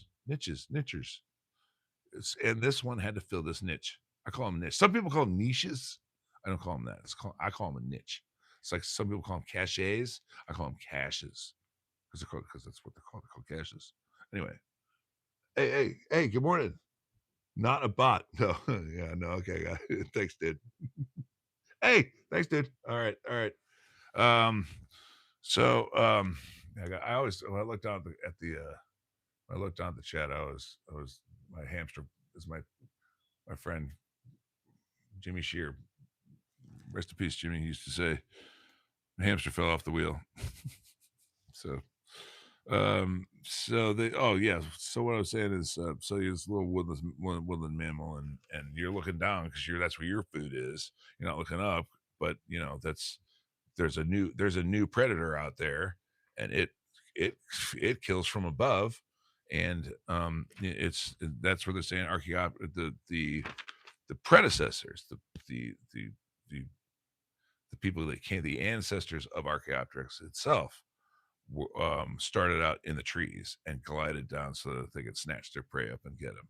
Now, we get on the cursorial theory. That's the arboreal theory. This is the cursorial theory. This is the one I like. This one just makes more sense because I don't know. It just makes more sense to me. It seemed like there was a lot more. I don't know. It just makes more sense. Do I? All right, dude. Misbehaving. All right, but okay. Oh, good. Good to see you again. Good to see you again too. I'm not good with my computer acronyms. I'm not. I get the the classics, the LOL, and the why the face, kill me now. Those. Uh, for what it's worth, I'm good at that one. Use that one all the time. GFY, get that one. That's mostly a look that I get from the kid though. He'll text me GFY MF. I get that one too. MF. Get that one too. I get that one all the time. He's 9 though. I don't let him say certain things. You can think them all he wants, and believe me, I get that thought. Anyway, good to see you too, misbehaving. How's your day going? As you can see, it is a let's see, I don't even know. Hold on, let's have a look, dude. I haven't been outside. I'm not. What I saw what it looked like, and I said, "Thank you." Now it is 17 degrees outside right there. So look out at that. Look out at that video. It's going fine, man. It's going fine. Good morning. I oh I go that's a math term. Oh man, I can't. Icosahedron. Icosahedron. How many sides does that have on it? icositetrahedron. Tell me. I gotta know, dude. That's a great name. It's going good, dude. It's well, I mean, it's I gotta know. Please don't leave until you tell me. 24. All right, dude. Now the stream is about you, dude. Why 24?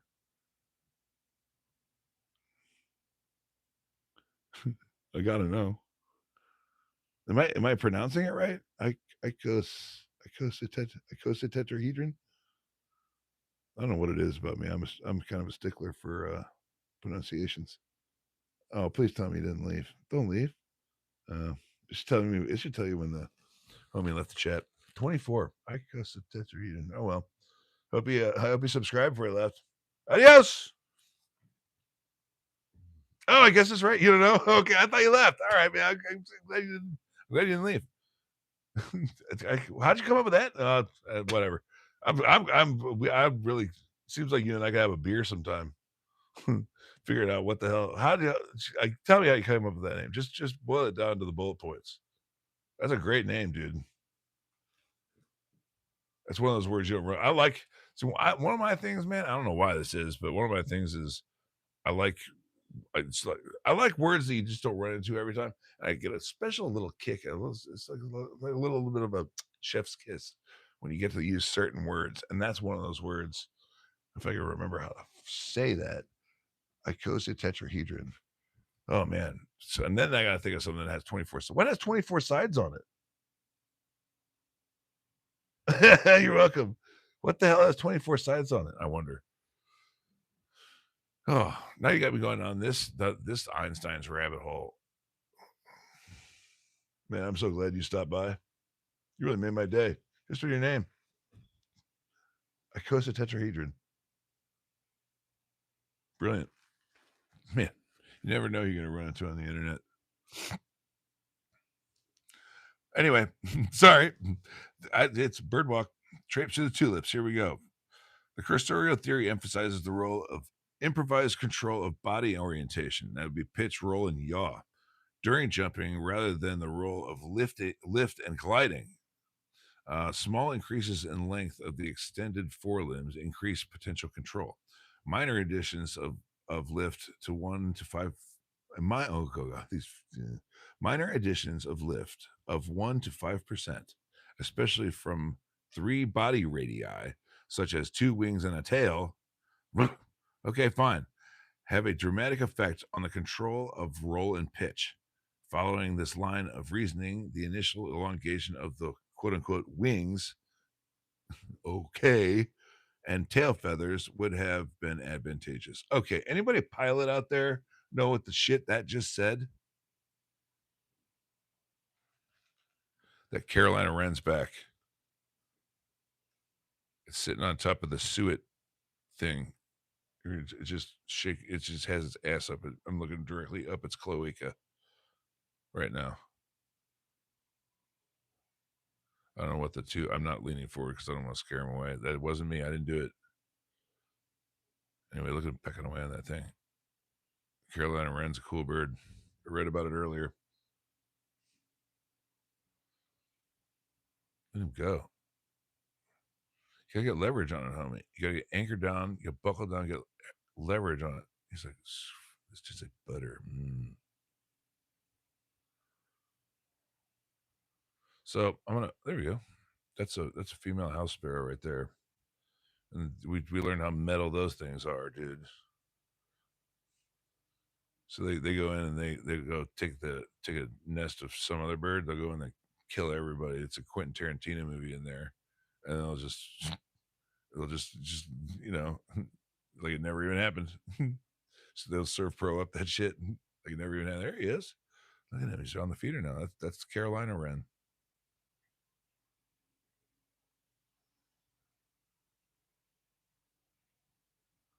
I want to at some point. I like getting slow mo of these guys.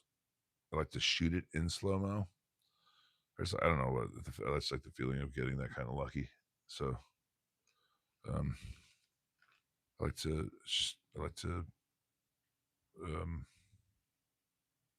get that. So I'm gonna try and get it later. I've been reading this book, so I don't know who's been. Oh, look at that guy. There's been a lot of Eurasians. up in there.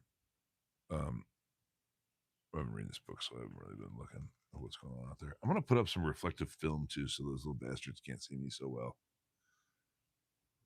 I got some on my aquarium. Hey, look, hey, occasionally I put my camera on my aquariums. I have these two aquariums that are set up right next to each other, and they have this little fish bridge connecting them, but together. Um, I'm not going to show you right now because I don't feel like getting up, but just go back and look at the videos. Anyway, I've been I've been kind of playing with the idea of doing this, what I do with the birds here, only doing with ichthyology. That's why we're called the ich boys, because we fish a lot. But I was thinking about doing this ornithology thing, only doing it with fish, and we'll do it. We'll read ichthyology. So I don't know if you want to. If that sounds good to you, just you know. I don't even need to finish that sentence because evolution of feathers compared with the scales of reptiles and other inert epidermal structures made of keratin. Keratin is the stuff that your fingernails and your hair are made out of. Feathers are filamentous, soft textured, flexible, lightweight structures that resemble frayed scales. Filamentous means just stringy. Um, given that birds evolved from reptiles, feathers probably evolved from the scales of some kind. Birds have scales on their feet. Most avian scales are chemically allied to feathers, though some are closer in chemical composition to reptilian scales. We are not certain what advantages promoted the evolution of feathers from scales. This question arouses uh, this question arouses great interest, debate, and speculation. The classical flight origin hypothesis for the origin of feathers suggests that they first evolved in association with flight. It is conceivable that elongated, frayed scales on the trailing edges of the forelimbs enhanced either primitive gliding or parachuting. The much simpler membranes of bats, pterosaurs, and quote unquote flying frogs were the evolutionary solution to gliding flight in these tetrapod vertebrates. As gliding abilities improved and steering requirements increased, the hypothesis continues. So did the elaboration of feathers on the wings and tail. There remains the question of why proto feathers evolved first on the forelimbs rather than on parts of the body. Furthermore, the flight origin hypothesis does not adequately address the problem of what advantages the initial stages of scale elongation could have had. Everybody getting this? Reptile experts tend to view the problem from the standpoint of the original scales rather than fully evolved feathers. So, okay, so what they're saying is, I'm just going to boil this down because this is fucking boring. What they're saying is the feathers came from scales that wore down too fast. So imagine, oh man, what's so it's just a rope. Take a rope, take a brand new rope, okay, and you smash it with a hammer a whole lot. And you flatten it out. It's gonna fan out, isn't it? Right. So that's like it's wear and tear on that rope. Wear and tear happens to scales, man. Think about your top layer of skin. It's that you like your top layer of skin completely sloughs off. I think every like some scare like every like 2 days or something like that. Somebody look that up and get back to me. So um but it's this kind of would kind of make sense. I mean, the scales that wore faster yet held together better, thus becoming feathers. The ones that did that faster um, would have produced the creatures that were more successful. So that makes sense to me. I mean, I'm sure that there's a whole lot of reasons why it wouldn't, but I mean, thinking about it for the you know very cursory amount of time that I've done, that makes sense. I think so. Anyway, that's what they're trying to say about this part, this submarine so dry. Um, but also, it's not like these things are only used for. See, what happens with these mutations is, and you got to remember, these mutations, the effects of these mutations happen. It's it's they happen over a long period of time. Long period of time. There's a starling out there. Just flew up. So you just make sure you just have to remember it in the framework of deep time. So, but they don't have just one positive effect like flight. So they're just going to continue on here, and they says, for example, feathers may have evolved as temperature regulation devices, as either insulation or as heat shields. Well, I guess back then, well, as is now, could have been either, could have been both. Probably is both. Um, and it's it's not like it had to evolve in just one place on the globe either. I mean, the eye has evolved, I think, 8 different separate times, I wanna say. 8 there was 8 there's been 8 different kinds of eye, like seeing eye. So, it's not entirely impossible that feathers would have evolved in 2 different places or 2 different times over this prehistoric period. I mean, yeah, I don't know, something to think about. The hypothesis that feathers evolved as a source of insulation stems from the observation that modern feathers, especially downy barbs, clearly have a value as insulation, although the arrangement of the barbs and barbules is in down cannot have been the initial evolutionary step. This is an advanced condition derived from the vein structure of feathers. Any insulation contributed any insulation contributed by primitive vein feathers could have been favored by natural selection in scaled reptiles. Philip Regal hypothesized there. Now I was using it correctly. Why? I'm so terrible. All right, I'm sorry. Philip Regal hypothesized that scales first evolved towards feathers because they permitted the ancestors of birds to be more active in hot, sunny habitats during midday. Supporting this view are 4 heat transfer characteristics of modern reptile scales. So there's a house sparrow on the left, and there's a Eurasian on the dish. I don't know if you can see him or not, but he's down there. There you go. Oh, there he went. So I've seen some of these YouTube channels that are feeding these sparrows, and they come and they're like locusts, and these things are just crawling all over. And if you zoomed out, they'd look like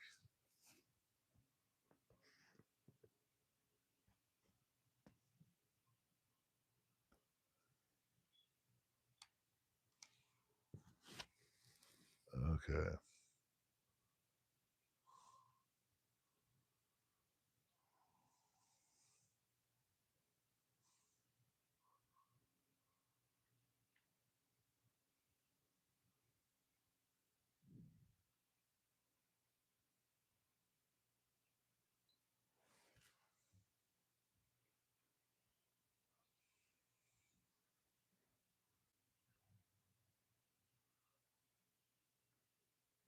I'm gonna try and get some.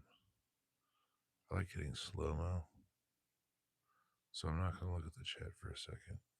So I'm not. I'll come back.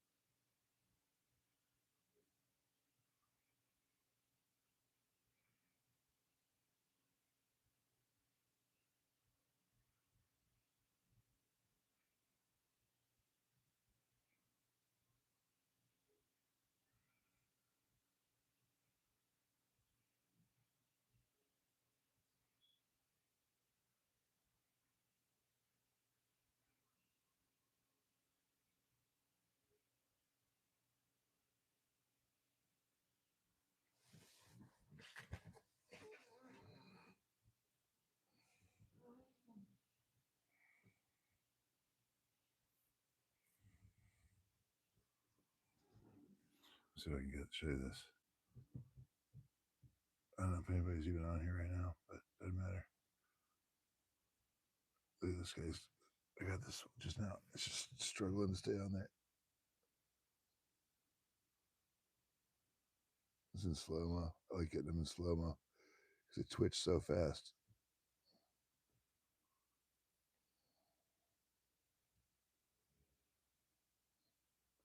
Sorry about my shakiness. I have a bad arm and a bad hand, and it's hard to grip and stay still at the same time sometimes. Sorry about that. Anyway, I'll post some of these later.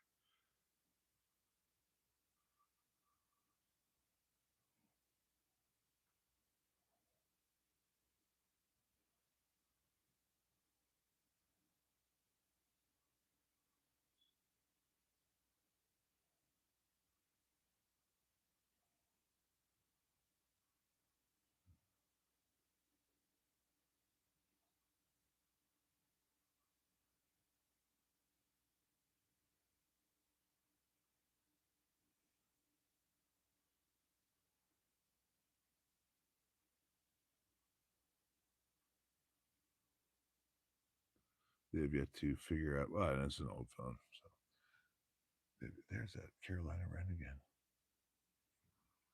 See if I can get him.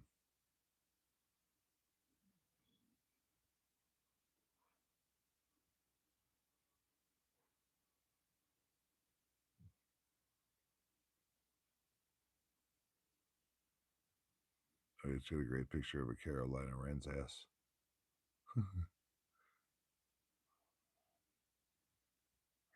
There we go. Bear with me.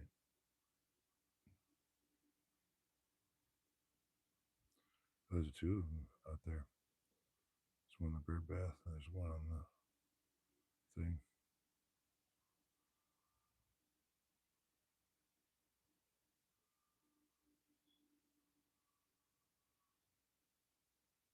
That one in the bird bath's really cold, looks like.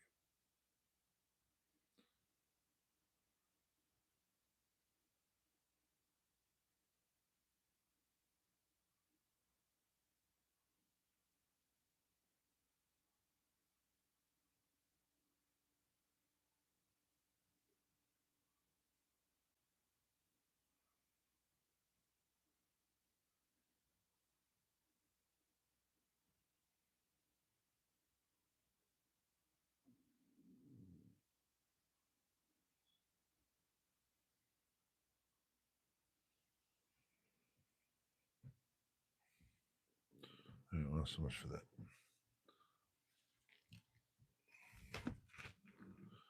I'll show them to you later. Sorry, sometimes I get a little sidetracked. Oops.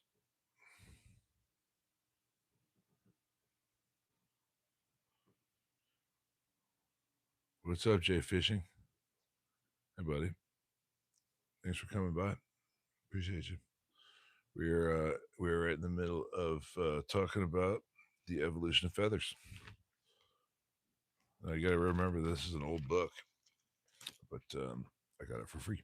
So, actually, this is one of the books I got from. No, it's not. I'm wrong.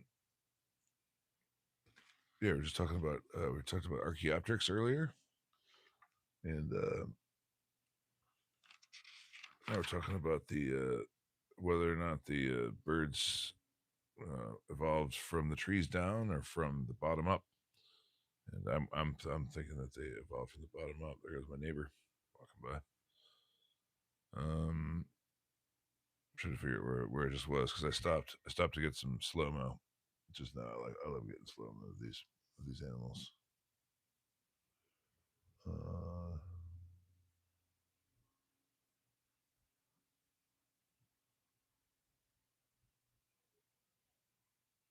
whatever. Sorry, Big Bob was texting me. Something's something's happening or not. I'm sure it's fine. All right, here we go. Where are we at? Let's see. I'm sorry. Bear with me. I'll figure out where this was.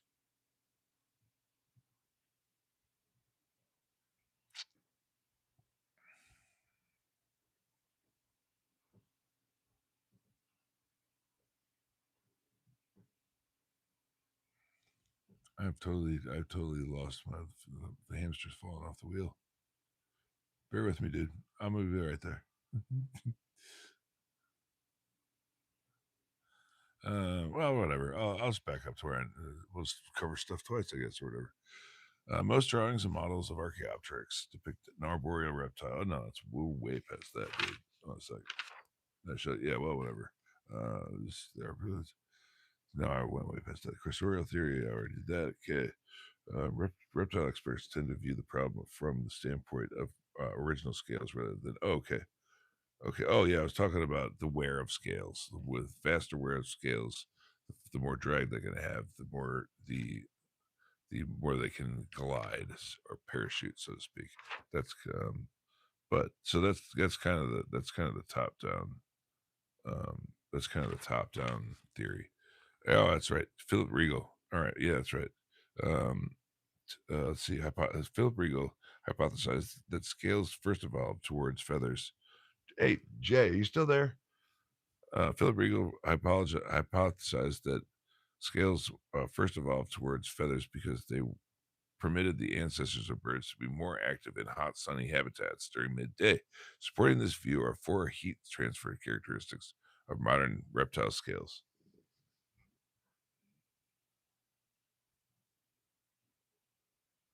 Well, Jay, if there's somebody over here before, tell me if you agree with him. He told me I sound like Peter Griffin. You believe that shit?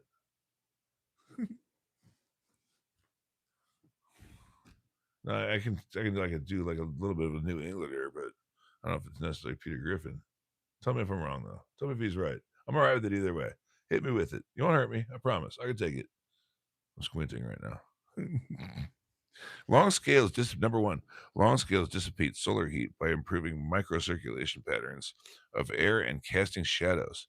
These advantages favor large scales in modern lizards that live in hot, sunny climates. I guess like there's a starling right there, a big fat starling. Two, the orientation of scale surface in relation to the sun affects the percentage of heat reflected away from the body. Flexibility and control of scale position increase effectiveness.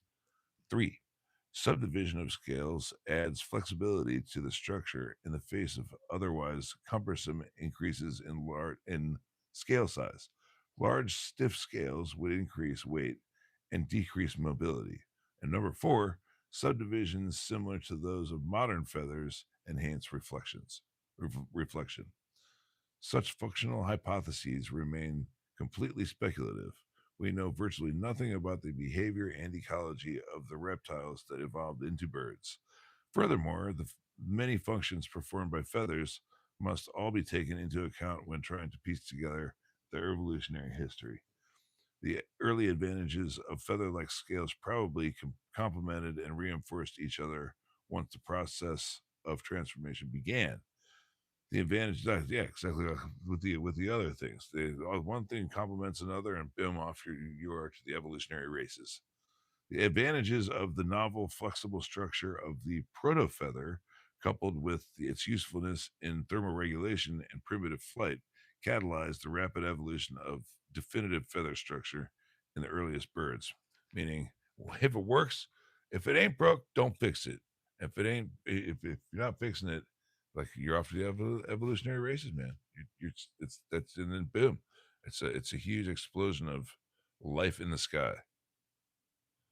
Is that a no? These house sparrows are so common. They're just like they're like the mourning dove of the sparrow world. I wish something would come down and eat one. Wouldn't that be fun? It's just it's nature. Let's see. You know what? I think we're right here. We can do this shit. We can do this shit. There's a whole lot more chapter left than I was gonna have a break. There's enough left. Whatever, we'll figure it out. Excuse me. The evolutionary history of birds comprises a series of major phases. The transformation of reptile ancestors into feathered flying bird, the temporary dominance of unsuccessful lineages of primitive toothed birds in the Cretaceous period. Can you imagine being a toothed bird early on, instead that top heavy, just it's abysmal, man. No wonder they went extinct. The early establishment of the attributes of modern birds, the diversification of form and function into modern orders of birds and additional lineages that became extinct, and the adaptive radiation of modern species during the past 2 million years. The currently accepted geologic timescale is shown in Table 2.1. We're not going to bother with that because it is dumb. What it means is figure out deep time, people. Wrap your head around deep time. That's how you get to understand these things. Figure it out. It's just meditate, pray, read, dream, lucid dream, do whatever you do, man. Talk to your whoever you got to talk to. Just like figure out deep time so you can understand the way the world works. That's because I mean, after all, man, deep time is what we got. What led us to this moment, and understanding us is understanding it. And then it's like they say, man. People that don't understand history are doomed to repeat it. Archaeopteryx is our only evidence of the transition from reptiles to birds. Whether it was a direct ancestor of modern birds is not certain. Archaeopteryx may have been a member of an early radiation of other toothed birds.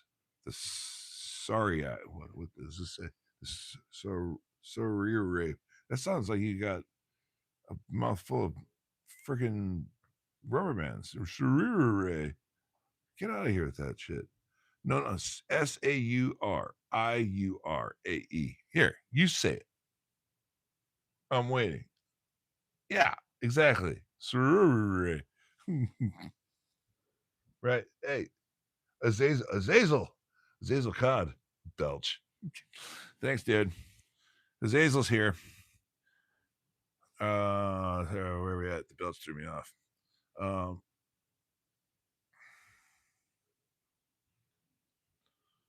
didn't read all these damn things. I'll fumble through. Among these were the generic Gubiopteryx of Mongolia, Alexornis of Baja California, Lantiornis of Argentina, better known are the later toothed Cretaceous seabirds, Hesperornis, Ichthyornis, and their relatives. Yeah, because we know who they are. Okay, I was looking at this word before. The Hesperornithiformes. Yeah, I'm not spelling that. Hesperornithiformes, though. I practiced that one in the mirror. Comprised a variety of diving seabirds that superficially resembled modern loons. Their size ranged from that of a small chicken to that of a large penguin. The largest was Hesperornis regalis, 1 to 2 meters in length. All 13 known species were flightless with unkeeled sterna. It means it's shaped like an axe blade. So if it's keeled, it's shaped like an axe blade. If it's unkeeled, it's flattened out. So they didn't have they had an undeveloped, unkeeled sternum. That's the part that joins. Sorry, we got the mic on my sternum right here. It's right in the middle of your ribs. That's your sternum. Sorry again, I just popped it. Okay. So that's your sternum right there. The chicken or birds have a pronounced one that's shaped like an axe blade, and that's how the muscles attach to there. And that's how that along with the other apparatus. That's how they beat their wings. All right, so you just go back in the video, and I talked about it back then. Let's see.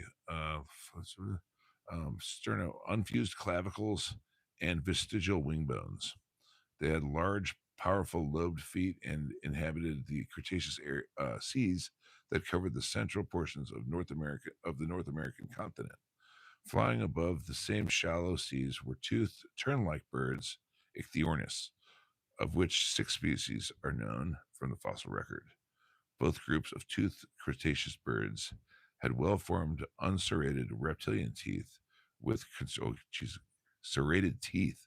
So they got serrations on their serrations. Damn, that's scary as hell. Fucking dinosaurs, man. Reptilian teeth with constricted bases and expanded roots. Wow, these things are just made for killing. Set into distinct sockets in their bony jaws. Good grief.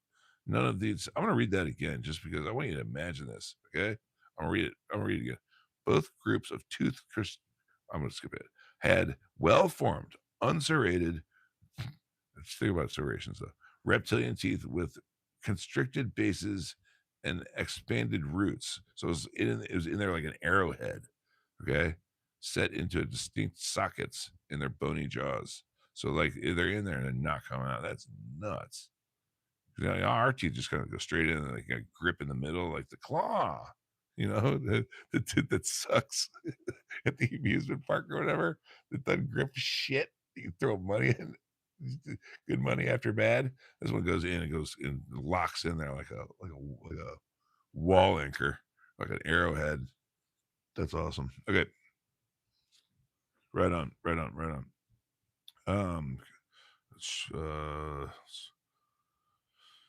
None of these lineages have survived. Ah, that's too bad. I'd love to see one of those though. It's just got to be. I wish you'd given the term for what that's called.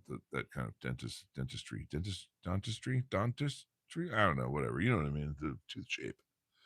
They disappeared along with dinosaurs in the cataclysmic period of mass extinction that marked the end of the Mesozoic, blah, blah, blah, the asteroid. Among the few survivors were the ancestors of toothless modern birds. Okay, so that's how we get them. So once they get wiped out, boom, little tiny bit squeaks through, they fan out in the adaptive radiation or whatever, radiative adaptation. I don't know. They radiate out and then they fill up all the niches of the. There we go. There's a house finch. That red one to the left is a house finch. I was reading about those earlier. Let's read about them now. I don't want to scare them away. That's a house finch, and then the tree sparrow is the one on the first row, or the Eurasian tree sparrow is the one on the row. Yeah, it was a house finch. I mean, they're around here. They're not as common as the others, and as we've learned, those house sparrows are metal, man. Jesus, scary as hell. All right.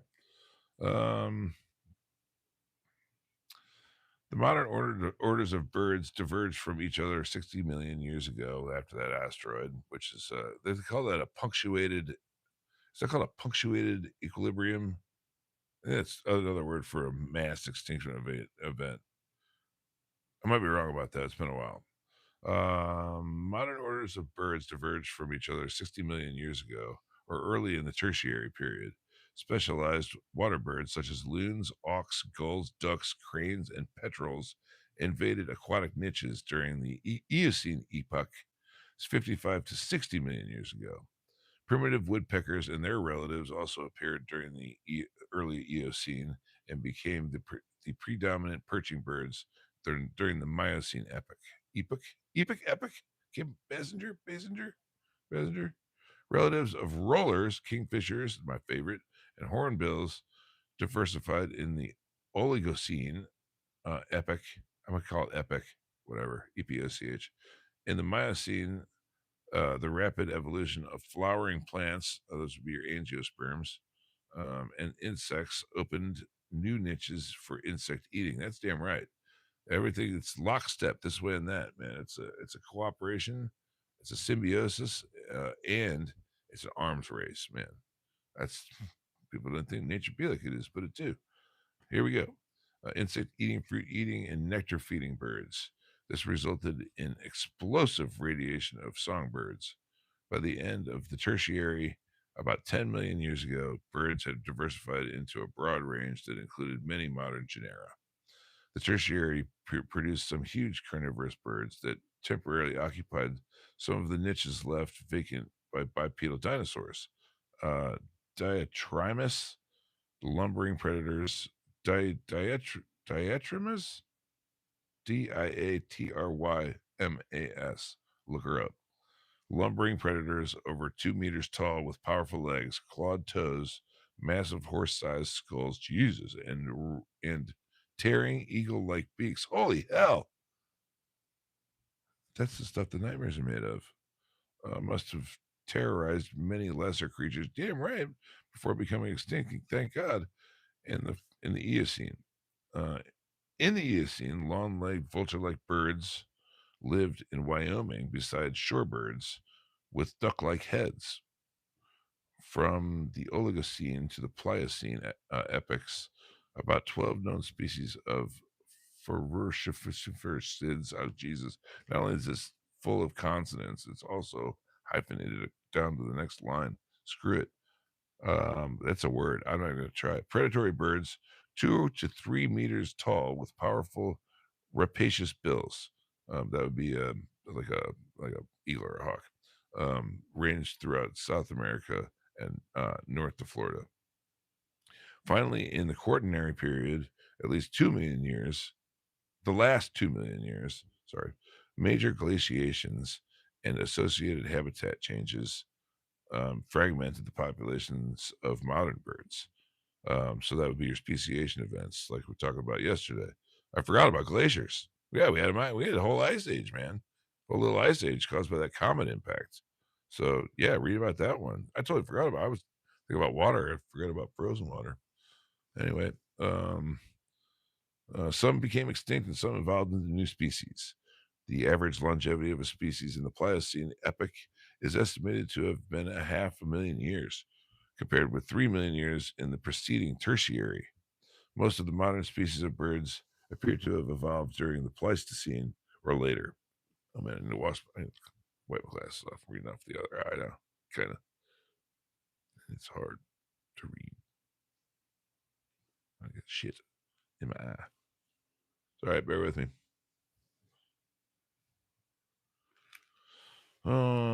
To have evolved during the Pleistocene or later, and that's much better.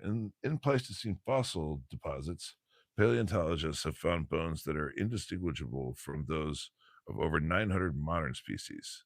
We know nothing about the songs, behavior, plumage, color, or nests of birds represented by those fossils. Yeah, well, it's extraordinarily difficult to make a fossil. Also present during the Pleistocene was a multitude of vultures and raptors, well, yeah, that exploited the carcasses of the increasingly diversified mammals. Yeah, so there was an explosion of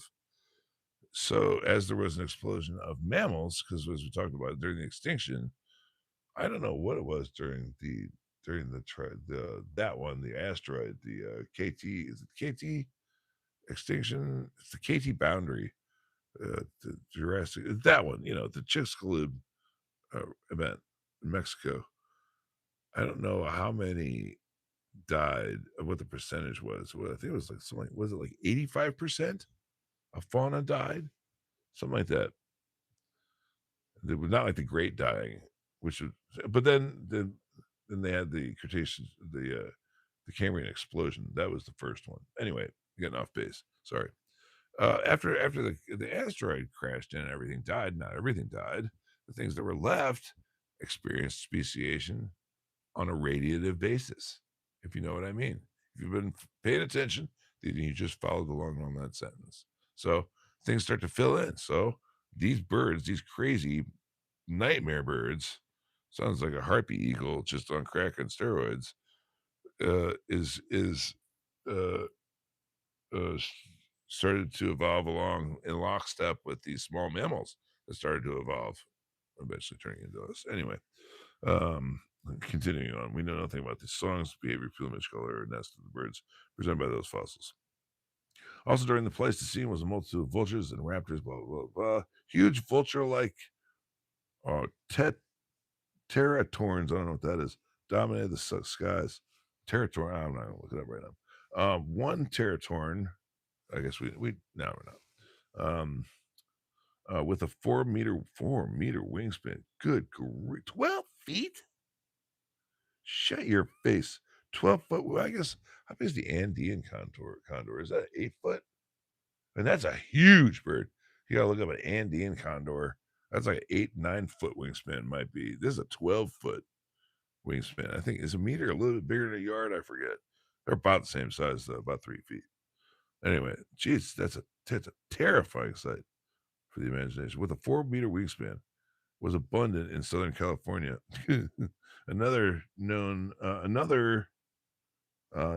from caves in Nevada had a wingspan of 5 to 6. 5 to 6 meters. Jesus, it's like a 20 foot. Holy hell! Think about how big that is. Okay, so Americans, a meter is about 3 feet. It's about like a yard. Okay, so good grief. A 24-foot wingspan. That's long. That's a shade. That's 4 feet longer than your average parking space. Okay, which you fit. It's longer than your car. That's like a good 5, 6 feet longer than the average car. Can you imagine that? From Nevada, recently discovered in Argentina, had an 8 meter wingspan. 24 feet. God. These enormous birds symbolize past avian achievements. Yeah, well, yeah, they consumed everything and then they died. So good thing they're not around anymore. Good. Can you imagine going outside and like, remember little Johnny to look up, watch out for this giant territorn, you know, on the way to school. Jesus, that's terrifying. Okay, here we are, folks, at the summary, chapter 2 summary. Here we go. Any questions so far? No? Good. All right, here we go. Birds evolved from a small bipedal reptile more than 150 million years ago in the Mesozoic era. Archaeopteryx lithographica, one of the most important fossils of all time, was a crow-sized, toothed bipedal reptile with two incontrovertible avian features: feathers and a furcula, which is a wishbone.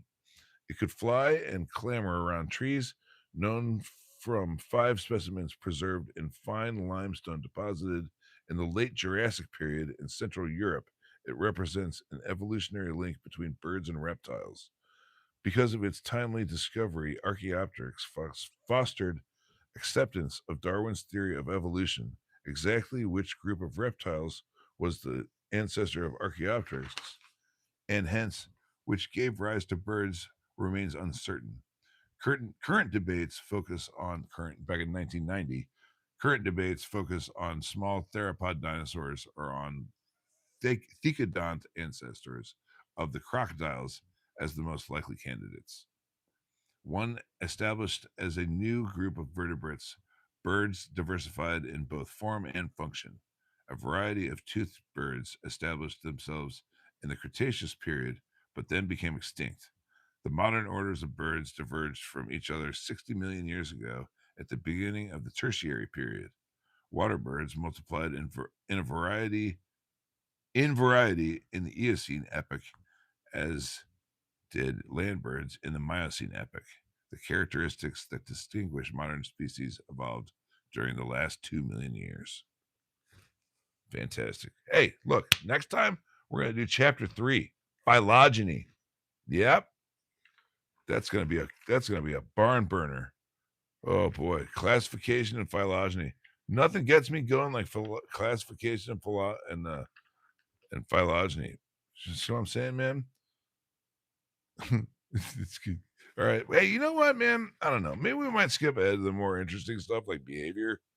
Everybody loves animal behavior, but we need to talk about certain systems and mechanics and things like this, so we understand these animals before we start understanding behaviors, especially innate ones. I guess some learned ones too, but I don't know. It's yeah, and plus we gotta understand flight's gonna be fun too. Watching them figure it out, it's gonna be great. So thanks for coming. Thanks for liking. Same thing. If you subscribe, thank you for subscribing. I'm gonna leave the birds on, turn the mic off. So enjoy birding out my front lawn. It's wintertime, St. Louis. So I think the last day of January, second to last day of January. So enjoy. Thanks for reading my ornithology with me. Next time we're gonna do chapter 3.